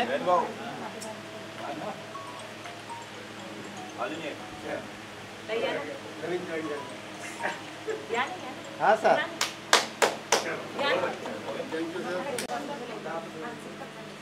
अभिवादन करून या विचारमंचावरील आदरणीय सर्व मान्यवर, तसेच आपल्या युनियनचे अध्यक्ष आदरणीय उंजेले साहेब, सर्व जिल्ह्यातून आलेले अध्यक्ष, सचिव, कार्यकर्ते, सदस्य,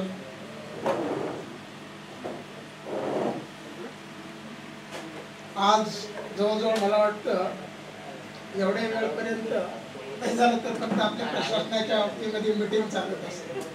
ते मीटिंगचा कंटाळा एवढा येतो, वाटतं कधी मीटिंग संपलं पण काहीतरी काढतात, बाहेर जातात किंवा काय करतात. पण सकाळपासून मी मला वाटतं एकही वेळेस मी खुर्चीवरनं उठलो नाही. आता दुपारच्या सत्रामध्ये तर काय हसत खेळत होते, काय चाललंय, कसं चाललंय, काय तर म्हणजे वेगळंच वाटत होतं. पण अक्षरशः सांगतो की आत्ताच्या इतकं म्हणजे अभ्यासू भाषण हे माझ्या आत्तापर्यंतच्या याच्यामध्ये तरी मी कधीच ऐकलं.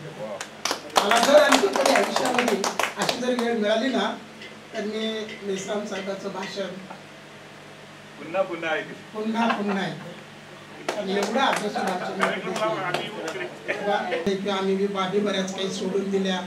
त्याच्यानंतर संघाचा जिल्हाध्यक्ष होतो, DNAचा जिल्ह्याचा कार्याध्यक्ष होतो, 17 वर्ष संघटनेचा तालुका अध्यक्ष होतो. फक्त मला एवढं सांगायचं की आपली ज्या वेळेला बुद्धी, वेळ, पैसा आपण दुसऱ्यासाठी ज्या वेळेला खर्च करतो ना, तीच जर आपण आपल्यासाठी, आपल्या माणसासाठी जर खर्च जर केली तर मला वाटतं बराच काही बाबासाहेबांचे विचार आपण पुढे चालवले असा त्याचा संदेश असतो आणि तो आयुष्यामध्ये आपण जपायला पाहिजे. आता तुम्ही म्हणता किंवा संघटनेमध्ये खरंच काम केलं तर मग आता तुम्ही इकडं युनियनमध्ये काम करणार आहे तर किंवा युनियनमध्ये काम करता, आपण तिथं जरी होतो तरी मला वाटत नाही किंवा वाघाच्या पिल्लाला काही की त्याला कुठे बळी दिला जात नाही. जसं एखाद्या देवाला कोंबड्याचा, बकऱ्याचा बळी दिला जातो, तसं वाघाच्या पिल्ल्याला बळी दिलेला आणखी तरी कुणी बघितलेलं नाही किंवा ऐकलेलं नाही. तशीच कामं आम्ही संघटनेमध्ये केली. दराराही तितकाच असायचा, आम्ही त्याच बाबी करायचो. आम्हाला जर नाही पटलं ना, आम्ही एकाने सुद्धा, मग ते संघटनेचे अध्यक्ष राज्य लेवलचे असोत, नसता आपल्या जिल्हा लेवलचे असोत, ताईंना आठवत असेल तुळजापूरला पण आम्हीच होतो ताई, तुम्ही त्या मिटिंगला होता. मला वाटतं ज्या वेळेला आम्ही संघाचा अध्यक्ष होतो त्यावेळेला DNA 136 आमचा विभागीय मेळावा घ्यायचा होता, तर ते म्हणायचे काहीही करा पण मेघराजला मला फक्त तेवढंच संघाचं काम करायचं सोडून, आपल्या संघटनेत ये तुला कुठलंही पद आम्ही देतो, फक्त संघाचं काम करायचं सोडून दे. माझ्यासाठी मुख्य माझ्या आमदाराच्या, खासदाराच्या त्यांनी तारखा घेऊन सुद्धा अक्षरशः ते तारखा बदलायचे. आणि त्यांना माहित होतं की हा एकटा नाही. पण आता जे साहेबांनी सांगितलं ना, आपण जन्मापासूनच ज्या वेळेला आपण एक आईच्या उदराच्या बाहेर पडतोत ना, त्यावेळेला मला तर वाटतं की आपण जय भीम म्हणूनच बाहेर पडतो आणि मरताना सुद्धा आपण जय भीम म्हणूनच आपण मरतो. आणि जे काही जीवन जगतो ते आपण जय भीम म्हणूनच जगतो आणि जे काही आपल्या आयुष्यामध्ये चालते ते जय भीम शिवाय आपण काही करत नाही. कारण बाबासाहेब हे आपल्या बापाचे बाप लागतात, हे आपल्याला मान्यच करावं लागेल. आणि मग तो कुणीही पृथ्वी तलावरचा असो किंवा भारतातला असो, त्याला त्याच्याशिवाय पर्याय नाही. आम्ही 11वी-12वीला 1982-83ला इथं मिलिंद कॉलेजला होतो. नामांतराचा काळ होता, भयंकर काळ. एवढ्या भयंकर परिस्थितीमध्ये स्कॉलरशिप मधून 55 रुपयात कसं तरी महिना भागवायचो, पण त्याच्यात बी आनंद वाटायचा, पैसे शिल्लक राहायचे. आणि काही गावाकडे सुद्धा आम्ही आई वडिलांना यांना एखादं कपडे म्हणा, छोट्या भावाला काहीतरी म्हणा किंवा आईला साडी म्हणा, काहीतरी अशा वस्तू घेऊन जायचो होता. एवढा आम्हाला त्या 55 रुपयातून सुद्धा पैसे शिल्लक राहत होते. एवढा अभिमान वाटत होता. जोगेंद्र कावडे सारखी माणसाचं भाषण ऐकल्यानंतर असं वाटायचं की अंगावरचे कपडे फेकून हातामध्ये चाकू फुराट घेऊन असं कुठेतरी रस्त्यावरती यावं. अशी त्यांची भाषणं होती. त्यावेळेस केलेली भाषणं आपल्या काही रायटिंगला किंवा कुठलं काही मोबाईल नव्हते किंवा कुठलं काही सोयी नव्हते, पण आम्ही हाताने लिहित होती भाषणं आजपर्यंत आहे.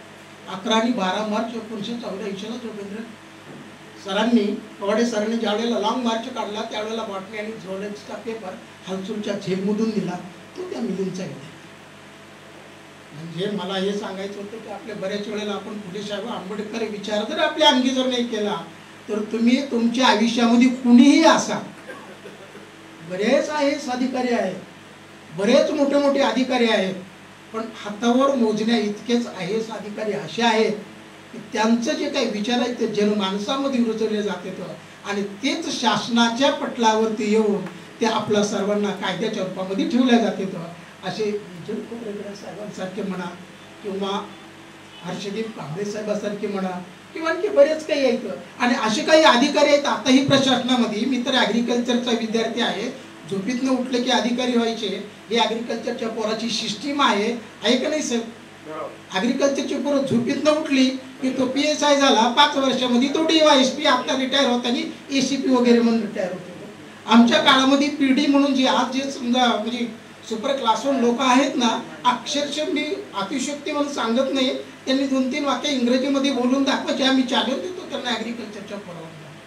पण पास मात्र व्हायचे ते ॲग्रिकल्चर, कारण अशी एक सिस्टीम होती आणि त्या सिस्टीममधून ते बाहेर पडायचे. ज्याला समजलं तो पुढे गेला, ज्याला समजलं ते आमच्यासारखे इकडे आले ग्रामसेवक म्हणून. ताई मगा म्हटल्या तेव्हा काही ग्रामसेवकची नोकरी काही का असं ना, मी हमेशा करता म्हणतो. कारण ज्यावेळेला आपला एखादा मित्र ह्या स्टेजवर बसून IAS अधिकाऱ्यासारखे बोलते आणि आपण खालच्या बाजूला मांडी घातलेली असते तेव्हा काय असतो ना, पण इक्वॅलिटीमध्ये जर पाहिलं तर मला वाटतं तोच खाली बसलेला ग्रामसेवकाला सुद्धा तितकाच मान असतो. ग्रामसेवक एखाद्या सामान्य कुटुंबाच्या घरापर्यंत जाऊ शकतो, बाबासाहेबांचे विचार पोचवू शकतो किंवा जे काही शासनाने आपल्याला योजना दिल्या ते आपण तिथपर्यंत देतो. पण तेच फक्त कलेक्टर असोत किंवा शिवसाहेब असोत, मला वाटतं वरून आलेले आदेश फक्त सांगतील, पण ते त्या माणसापर्यंत जाऊ शकत नाही. आणि आजच्या घडीला जर पाहिलं ना, कलेक्टर असो, शिव असो किंवा डेप्युटी शिव असो, BDO असो, कुणी राहो, सगळ्यांची परिस्थिती जवळजवळ मला वाटतं नोकरीमध्ये सारखीच झालेली आहे. कुणीच कोणाला कमी नाही. आज जर एखादा आपल्या पंचायत समितीत किंवा जिल्हा परिषदला जर शिपाई असला ना, तर त्याचा तिथं जावं कुठंतरी मंत्रालयामध्ये सचिव असतो. त्याच्यामुळे आता काही गप्पा असले काही म्हणजे प्रश्न राहिलेला नाही. महत्वाची बाब मला एवढं सांगायचं आहे की बाबा आपण ग्रामसेवकाची नोकरी करताना एकच विषयावर बोलून, कारण आता मलाच माझ्या डोक्याची हांबरिंग झाली की विषयच काय बोलू आणि काय नाही मलाच काही कळेना. म्हणजे एक सांगायचं म्हणजे मुद्दाच मी एवढा सांगतो की ग्रामसेवकांनी त्याच्या नोकरीमध्ये फक्त पैशाच्या पाठीमागं लागूच नाही. अधिक स्पष्ट मत आहे. माझे मित्र इथं माझ्याबरोबर काम केलेलं पण मी धाराशिव जिल्ह्यामध्ये, कारण आम्हाला शेजारी सोलापूर जिल्हा आहे, त्यांना बी माहीत आहे किंवा काय पैसा कधीच कोणाच्याच पैशाला कधी हात लावायचा. ग्रामीण भागातल्या माणसाचे मग ते घरकुल असो कुठल्या योजना असो, आपले लोक पैसे घेतात काहीतरी करतात, त्या 12 बनगडे होऊन जाते पण पुन्हा नसल्याला पश्चाताप करायचे, आपल्याला आपल्या घराला पाणी येते. माझं मत आहे की ह्या पैशाला मात्र कधी कुणाच्या हात लावायचं नाही. सगळ्या पद्धतीने आमची संख्या केली आणि मी त्या पद्धतीने आता मी जाता जाता एवढंच माननीय अध्यक्षांना आणि पूर्ण टीमला फक्त एकच उद्याच्या याच्यामध्ये मला किंवा आपल्या कॅबिनेटमध्ये घेऊन तो विषय ठेवावं की सदस्य नोंदणी करताना काही विशिष्ट जातीचे जरी लोक असले, आता 340-341 तर आपणच केलेलं आहे ना, मग अशासाठी बी जर समजा आपल्या ह्याच्यामध्ये जर काय आपल्याला करता येत असं सदस्य म्हणून तुमच्याकडे आहे, पण आमच्याकडे तर वेगळी पद्धत आहे, कारण अबकडे सुरू केल्यामुळं काय चिडाचिडी बी थोडी निर्माण झालेली आहे. पण त्याच्यामुळं थोडं जर समजा विचार करून आपण प्राधान्यानं जर मांडलं, सर्वांना जर कल्पना जर दिली ना, तर थोडं आणखी जरा एक वेगळं वळण आहे. आता बऱ्याच वेळेला आपण जर पाहिलं तर आता अबकड्याच्या नावाखाली थोडा मातंग समाजाच्या बाबतीत आपल्या मनात थोडी आहे चिड येते थोडी, किंवा काही मातंग समाज हे फुलेशाह आंबेडकर असेल तर समता घ्या, आपल्याला वागणूक कशी दिली जाते, तुम्ही शिकल्या सवरलेला असो कसे असो, आता काय जात राहिले किंवा आता काय पहिल्यासारखं राहिले का, आता कोण पाहतं तुम्हीच लोक काहीतरी म्हणतात आपल्याला सहज म्हणलं जातं. आणि नाही असंही होत आहे की काही इंटरकास्ट असतील, काही गोष्टी राहतील, पण खरंच अशा गोष्टी आहेत का हो? बोलताना मी तर म्हणतो पूर्वीपेक्षा आज जेवढी कास्टिझम आहे तेवढी पूर्वी नव्हती. कारण ते लोक अज्ञान होते, ते अज्ञानामध्ये ते त्याच्यात आणून ते समजू शकत होते. पण आज सुशिक्षित लोक सुद्धा जातीवाद करताना वेगळ्या पद्धतीनं जातीवाद करतात. करायचं असेल तर फुलझेले साहेबाला कुठलं तरी एखादं हार्ड गाव द्यायचं, आमच्या खोबराकडे ताईंचं उभंच इन्क्वायरी लावायची कशाच तरी. म्हणजे अशा गोष्टी हा जातीवादाचा ते प्रकार आहे ना. आणि ते फक्त आपल्याच लोकांना होतो तो पूर्ण महाराष्ट्रामध्ये. तर का बघा, मी कविता त्यातनं म्हणणार आहे, पाहिजेच असेल तर समता घ्या, पाहिजेच असेल तर समता घ्या, न्याय घ्या, बंधुत्व घ्या. पाहिजेच असेल तर समता घ्या, पाहिजेच असेल तर समता घ्या, न्याय घ्या, बंधुत्व घ्या, पण स्वातंत्र्य सोडून बोला मित्रांनो. पाहिजेच असेल तर समता घ्या. जय हिंद, जय संविधान.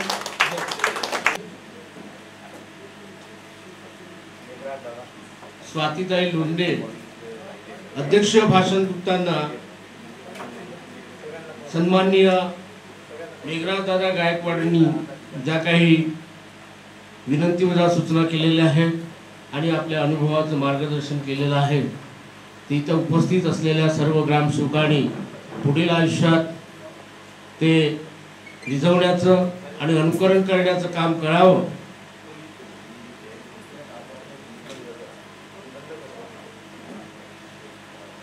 तर शेवटचं सत्र आभार प्रदर्शनाचं आहे न, त्याकडे वळता ताईंची विनंती आहे की एक सभागृहाला एक छोटी कळवा कविता स्वातीताईकडून या ठिकाणी व्यक्त होत आहे. त्यानंतर शेवटचा आभार प्रदर्शन. Thank you very much. एकच मिनिट घेणार आहे, जास्त वेळ नाही घेणार आहे. सगळ्या महापुरुष जरी आता हयात नसले तरी त्यांचा विचार आपल्यामध्ये आहे हे सांगणारं एक गीत आहे. विद्रोही शाहीर शीतलताई साठेमाळी यांचा आवाज आहे आणि रचना सचिनदादा माळी यांची आहे. संपविला देह जरी संपणार नाही मती, संपविला देह जरी संपणार नाही मती, धर्माच्या गारद्यानो कशी रोखणार गती, धर्माच्या गारद्यानो कशी रोखणार गती. आठवा तुकोबाची गाथा तुम्ही बुडविली, तुका मारुनिया त्याची खबर दडविली, त्या तुक्याच्या भंगाची, त्या तुक्याच्या भंगाची आज तुम्हा वाटे भीती, धर्माच्या गारद्यानो कशी रोखणार गती, धर्माच्या गारद्यानो कशी रोखणार गती. थँक्यू. चला, धर्माच्या गारदांनो कशी रोखणार गती ह्या शेवटच्या ताईच्या गीताने आपण आभार प्रदर्शनाकडे वळूया. आणि आजचं आभार प्रदर्शन मकरंद बांबोळे सन्माननीय ग्रामपंचायत अधिकारी रांगे हे करतील अशी मी त्यांना विनंती करतो.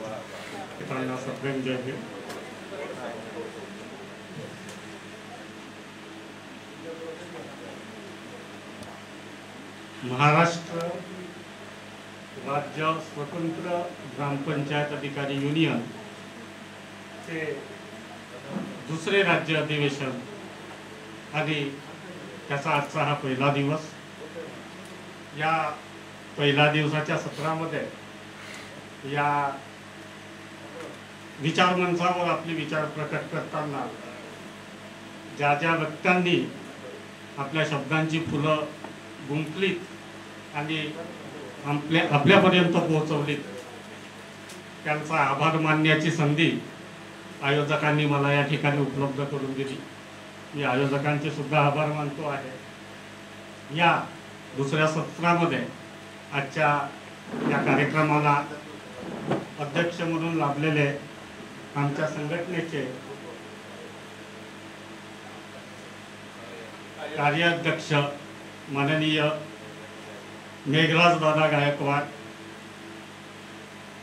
त्यानंतर मार्गदर्शक म्हणून लाभलेले माननीय मेश्राम साहेब, गौतमजी मेश्राम साहेब, महाराष्ट्र राज्य स्वतंत्र ग्रामपंचायत अधिकारी युनियनचे जिल्हाध्यक्ष माननीय दिलीप भाऊ मेश्रामजी, त्याच्यानंतर आमच्या संघटनेच्या राज्य जनरल काउन्सिलर माननीय स्वातीताई लोढेजी, या सर्वांचं मी या ठिकाणी आभार मानतो आहे. उपस्थितांनी त्यांना इथे ऐकून घेतलं, त्यांचा सुद्धा आभार मानतो आहे. आणि आजचे सत्र या ठिकाणी संपले असे आयोजकाच्या वतीने जाहीर करतो आहे. धन्यवाद. या दोन्ही सत्रामध्ये बहुतेक जिल्ह्याच्या प्रतिनिधींना बोलण्याची संधी मिळालेली आहे. आपल्या नियोजनानुसार हे 2 दिवसाचं अधिवेशन होतं आणि परिचय सत्र दुसऱ्या दिवसाला होतं. आपण आजचा तो कार्यक्रम पूर्ण केला. म्हणजे उद्याचं जे सत्र होतं परिचयाचं, जे लोक सुद्धा वाढले तर उद्याला आपल्याला परिचय घ्यायचा होता, ते पण आजच आपण ते करून घेतलं. दुसरं असं का जिल्ह्याला आपलं म्हणणं मांडण्याची संधी मिळालेली आहे. तिसरा मुद्दा असा का आज 9 वाजता कॅबिनेट आहे. कॅबिनेट बैठक आज 9 वाजता ठेवलेली आहे आणि बहुतेक मंडळी बाहेर जिल्ह्याची मंडळी ही सोलापूर वगैरेची मंडळी ही गेलेली आहे, जी आहे ती इथे राहणारीच आहे. तर मला असं वाटते का आपण अर्धा घंट्याचा टाइम ब्रेकअप करायचा आणि कॅबिनेट आताच घ्यायची, लगेच घ्यायची. ज्यांना कोणाला संवाद साधायचा असेल, काही बोलायचं असेल ते बोलतील आणि मग 9 वाजतापासून आपण फ्री व्हायचं. आणि जे चंद्रपूर, भंडारा, गोंदिया, जी विदर्भातली मंडळी या परिसरामध्ये आलेली आहे त्यांना हा परिसर पण बघायचा आहे, कारण खूप दुरून ही मंडळी आलेली आहे. जवळपास 2 दिवस त्याचा प्रवास राहिलेला आहे. आणि जर उद्याचं सत्र आजच आपण सामना फायनल केलं तर काही अडचण होईल का, काही प्रॉब्लेम आहे का? म्हणजे आता कॅबिनेट झाल्या म्हणजे कॅबिनेट उद्या सत्र कसं कॅबिनेट आणि आपलं म्हणणं मांडण्याची संधी. आपण आता आपलं म्हणणं मांडलेलं आहे आणि जे विषय आहेत, जे आपण आमसभेमध्ये जे विषय होते आणि राज्य कार्यकारिणी जाहीर करायची होती, ते आजच आपण राज्य कार्यकारिणी जाहीर करू, संवाद साधू. कॅबिनेट हॉलमध्ये घेण्यापेक्षा इथेच आपण कॅबिनेट घेऊन टाकू. स्वातीताई, म्हणजे आज मोकळं करून टाकू. हा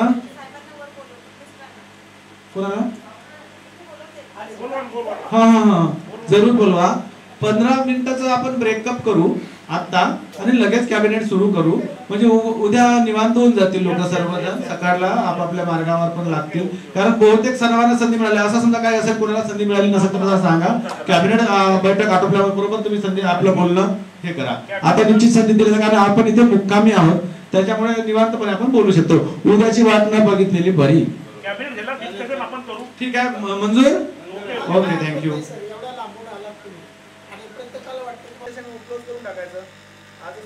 उद्या आपण हेच बोलणार आहोत. बाहेरची मंडळी जी आली, विदर्भाची बरीच मंडळी आहे.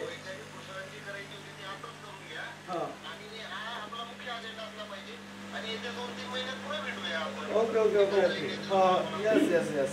ठीक ठीक ठीक ठीक. Okay okay.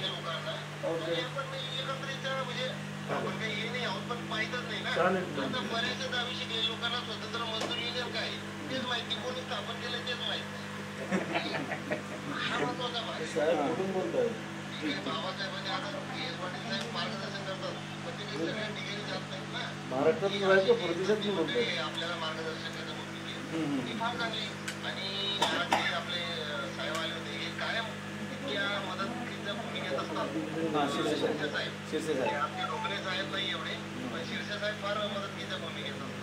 बरोबर आहे. आणि शिरसे साहेब म्हणाले ना आमचे नेते म्हणजे पाटील साहेब नेते आहेत म्हणून, जेव्हा आम्ही नोकरीमध्ये आलो त्यावेळेस ते आमचे नेतृत्व करत होते. पाटील साहेबांच्या साहेबावरती जबाबदारी आहे.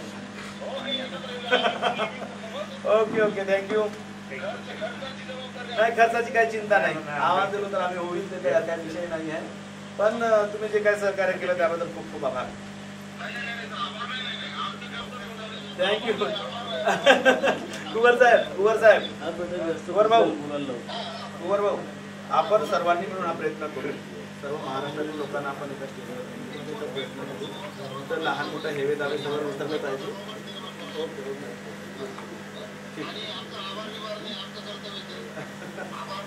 हो मी म्हणू मी अनुभवलो आहे ना बाबा, याच्यापूर्वी आलो आहे. ठीक आहे.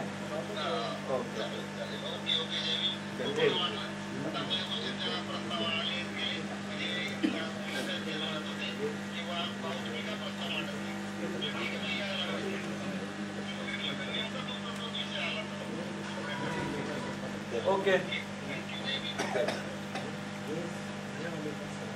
तर जी आपले उपाध्यक्ष मॅडम जे आहेत मॅडम, तुम्ही हे दंगे साहेब, प्रशांत तायडे, रावण आंबोरे आणि राजेंद्र कांबळे सोबत मी बोलून घेईन. समन्वय समिती याच्यासाठी म्हणत आहे. कुवर साहेब आणि तुम्ही दोघांनी लीड घ्यावी. एकत्रीकरणाचा तुमच्याकडे प्रस्ताव आहे. तुम्ही कशा प्रकारे करता हा तुमचा स्किल वापरा. विदर्भामधून तुम्ही आणि मेघराज अंतिम बोलायचं झालं तर मेघराज दादा आम्ही निश्चितच बोलू, काही विषय नाही. पण तुम्ही श्रावण आंबोरे सोबत वगैरे सभा साधारण झाले असतील, मोठ्या मनाने माफ करा म्हणा, आम्हाला काय फरक नाही पडणार. तुम्ही मोठे आहात, मोठ्या मनाने माफ करा. आमचे सिनियर आहात. मराठी भाषेत बोला. ठीक आहे. कोणाला तरी प्रस्ताव ठेवावा लागेल. त्यांनी ठेवलं का ना आपण ठेवू. आपण आपल्या बांधवांसाठी समजा एकत्र येतो. उलट एक पाऊल मागे जाणारा त्याचं क्रेडिट जास्त नाही. जे कोकणाकडे साहेबांचं एक पुस्तक आहे.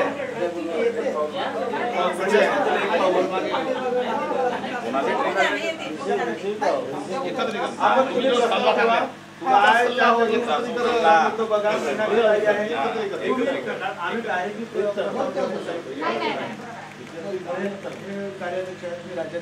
डायरेक्टली प्रस्ताव ठेवण्याचा युक्तिक वाटत नाही. बाय थ्रू प्रस्ताव असायला पाहिजे. तुम्ही प्रस्ताव ठेवू शकता. राहिला खिलारे साहेबांचा प्रश्न. वाहुड साहेब, तुम्ही खिलारे साहेबांना सांगा का एकत्रीकरणाचा प्रस्ताव आहे, थोडासा धर्माची भूमिका आपण सर्वजण घेऊ. सांगतो एकत्रीकरणाचा कसा उद्दिष्ट ग्रामसेवक संघ, उद्दिष्ट ग्रामसेवक, ग्रामविकास अधिकारी संघटन आणि महाराष्ट्र राज्य स्वतंत्र ग्रामपंचायत अधिकारी युनियन. तिथे पण आपले फक्त ते बुद्धिस्ट म्हणून चालतात. आमचा असा प्रश्न फक्त बुद्धिस्ट म्हणून नाही, सर्व जाती मोर नाही मीनाक्षी ताई बनसोड आणि संजू खोबराकडे. अरे नाही पहा, तुम्हाला माहिती आहे का कुटुंब तोडण्यामध्ये आणि कुटुंब जोडण्यामध्ये सुद्धा महिला खूप अग्रेसर असतात. जोडू शकतात. त्यांच्यामध्ये एवढी ताकद आहे, जोडू शकतात. क्षणातही जोडू शकतात. आहे ना. हा आता बघा ठीक आहे. अरे बाबा हे असं बोलणं याच्यासाठी झालं का उद्या काय पेपर बाकी हा काय आहे ते जालन्यामध्ये आहे ना. जालना आहे. माहूर साहेब आणि खिलारे साहेब आणि जिने साहेब औरंगाबादला आहे. पण त्यांच्याच पुढाकाराने तिथे जालन्यामध्ये झाली. औरंगाबाद मध्ये आहेत पण ते जालन्यामध्ये त्यांच्याच पुढाकाराने झाली. हा 8 जिल्ह्यामध्ये आपल्या कार्यकारिण्या आहेत. आजच्या स्थितीला एकूण 8. चंद्रपूर, भंडारा, गडचिरोली, नंदुरबार, सोलापूर, बीड आणि जालना, धाराशिव यांना आपण आज मंजुरी देत आहोत. आमसभेची मंजुरी गरजेची असते. मंजुरी आणि नावामध्ये 10 ऑक्टोबर 2024 ला 24 ऑक्टोबर का 10 ऑक्टोबरला 24 ग्रामपंचायत अधिकारी 24/9/24 ना 24 तारखेला ग्रामपंचायत अधिकारी असं पदनाम झालेलं आहे ग्रामसेवकांचं. ग्रामसेवक आम्ही ग्रामविकास अधिकारी. तर हे पदनाम झाल्यामुळे आपल्याही संघटनेचं नाव आपल्याला चेंज करावं लागेल. महाराष्ट्र राज्य स्वतंत्र ग्रामपंचायत अधिकारी युनियन म्हणजे त्यांचं आहे महाराष्ट्र राज्य ग्रामपंचायत अधिकारी युनियन आहे. तर आपण स्वतंत्र आहोत म्हणून महाराष्ट्र राज्य स्वतंत्र ग्रामपंचायत अधिकारी युनियन हे नाव नाव आपण डिक्लेअर करत आहोत. तिसरा विषय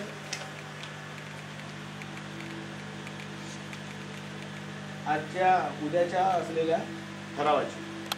उद्या कोणते कोणते ठराव घेणार होतो आपण ते आजच आपण घेऊ.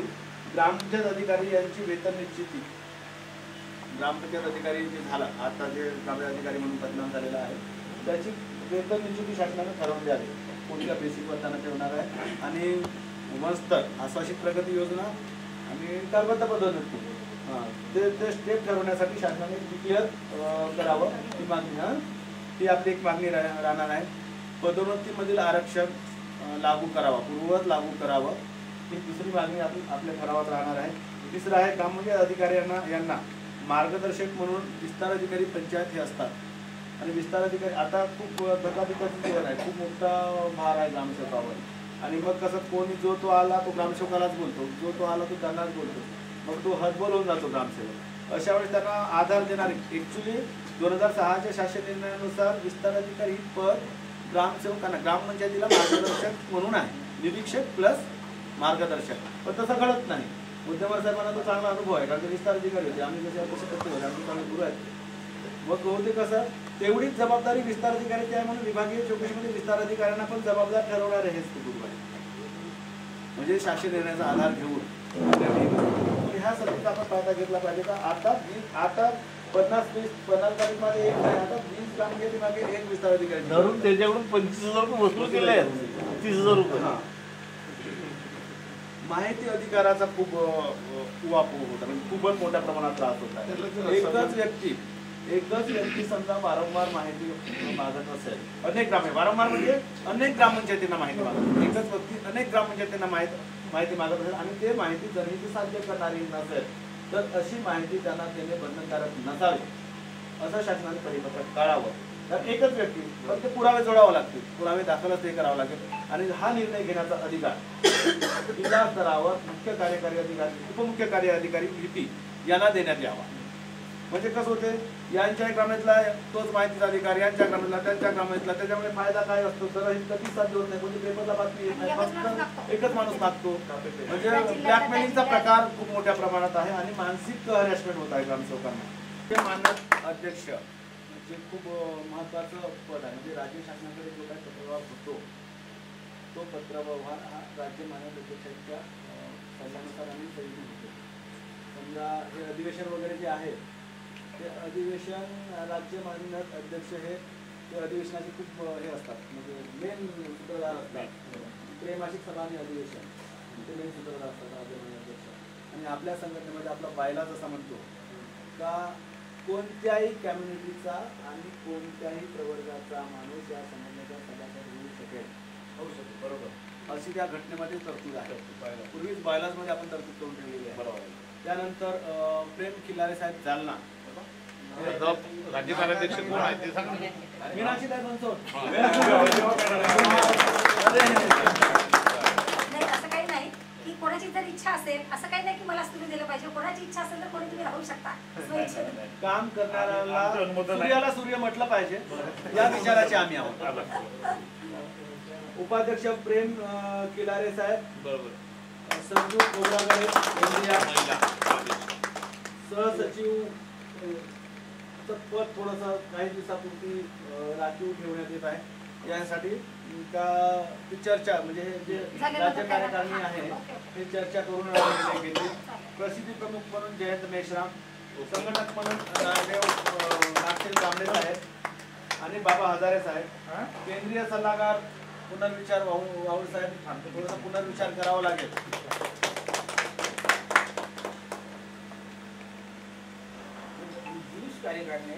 नाही थोडाफार किंचित बदल. महिला उपाध्यक्षामधून Pradnya Bhode madam Beed. General councillor Hazare साहेबांनी नाव सुचवून केले ते. जनरल काउन्सिलर म्हणून स्वातीताई लोंढे पुणा. आता दीपक वाहुळ साहेबांची जागा वॅकन्सी आहे तर जिने साहेब आहेत जालन्याचे, म्हणजे तुम्ही इथं आले केंद्रीय सल्लागार म्हणून वाहुळ साहेब आले म्हणून आता इथे जनरल काउन्सिलर म्हणून जिने साहेब राहतील.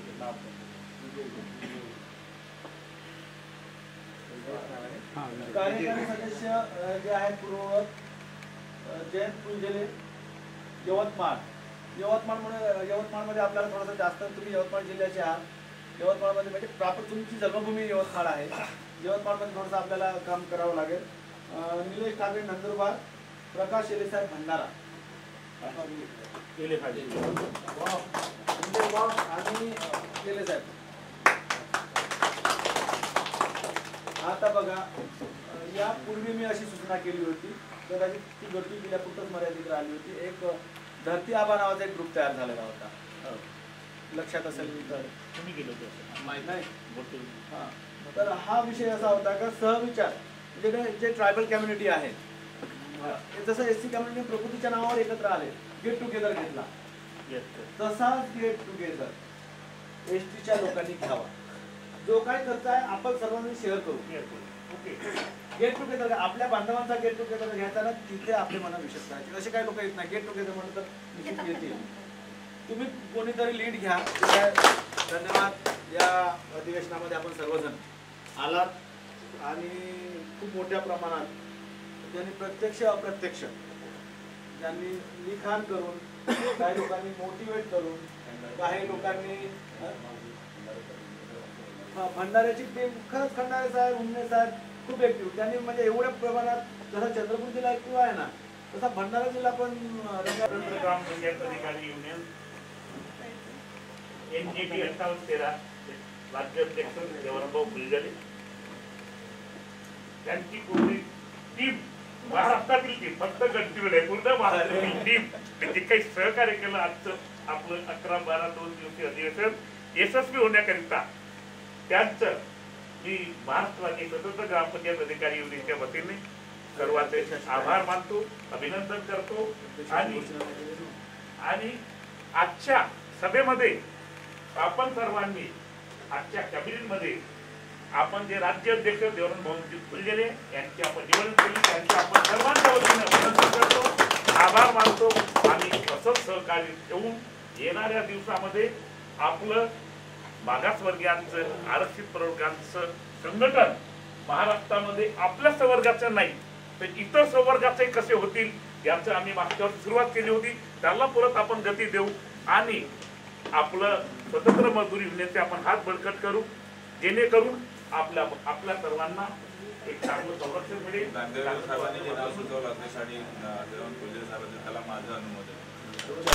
आणि आजची आपलं 2 दिवसीय अधिवेशन राज्याध्यक्ष पदासाठी समजा इच्छुक कोणी असेल तर मी माघार घेण्यासाठी तयार आहे. त्यांनी नाव प्रस्तावित केलं, यांनी अनुमोदन दिलं, विषय असा नाही.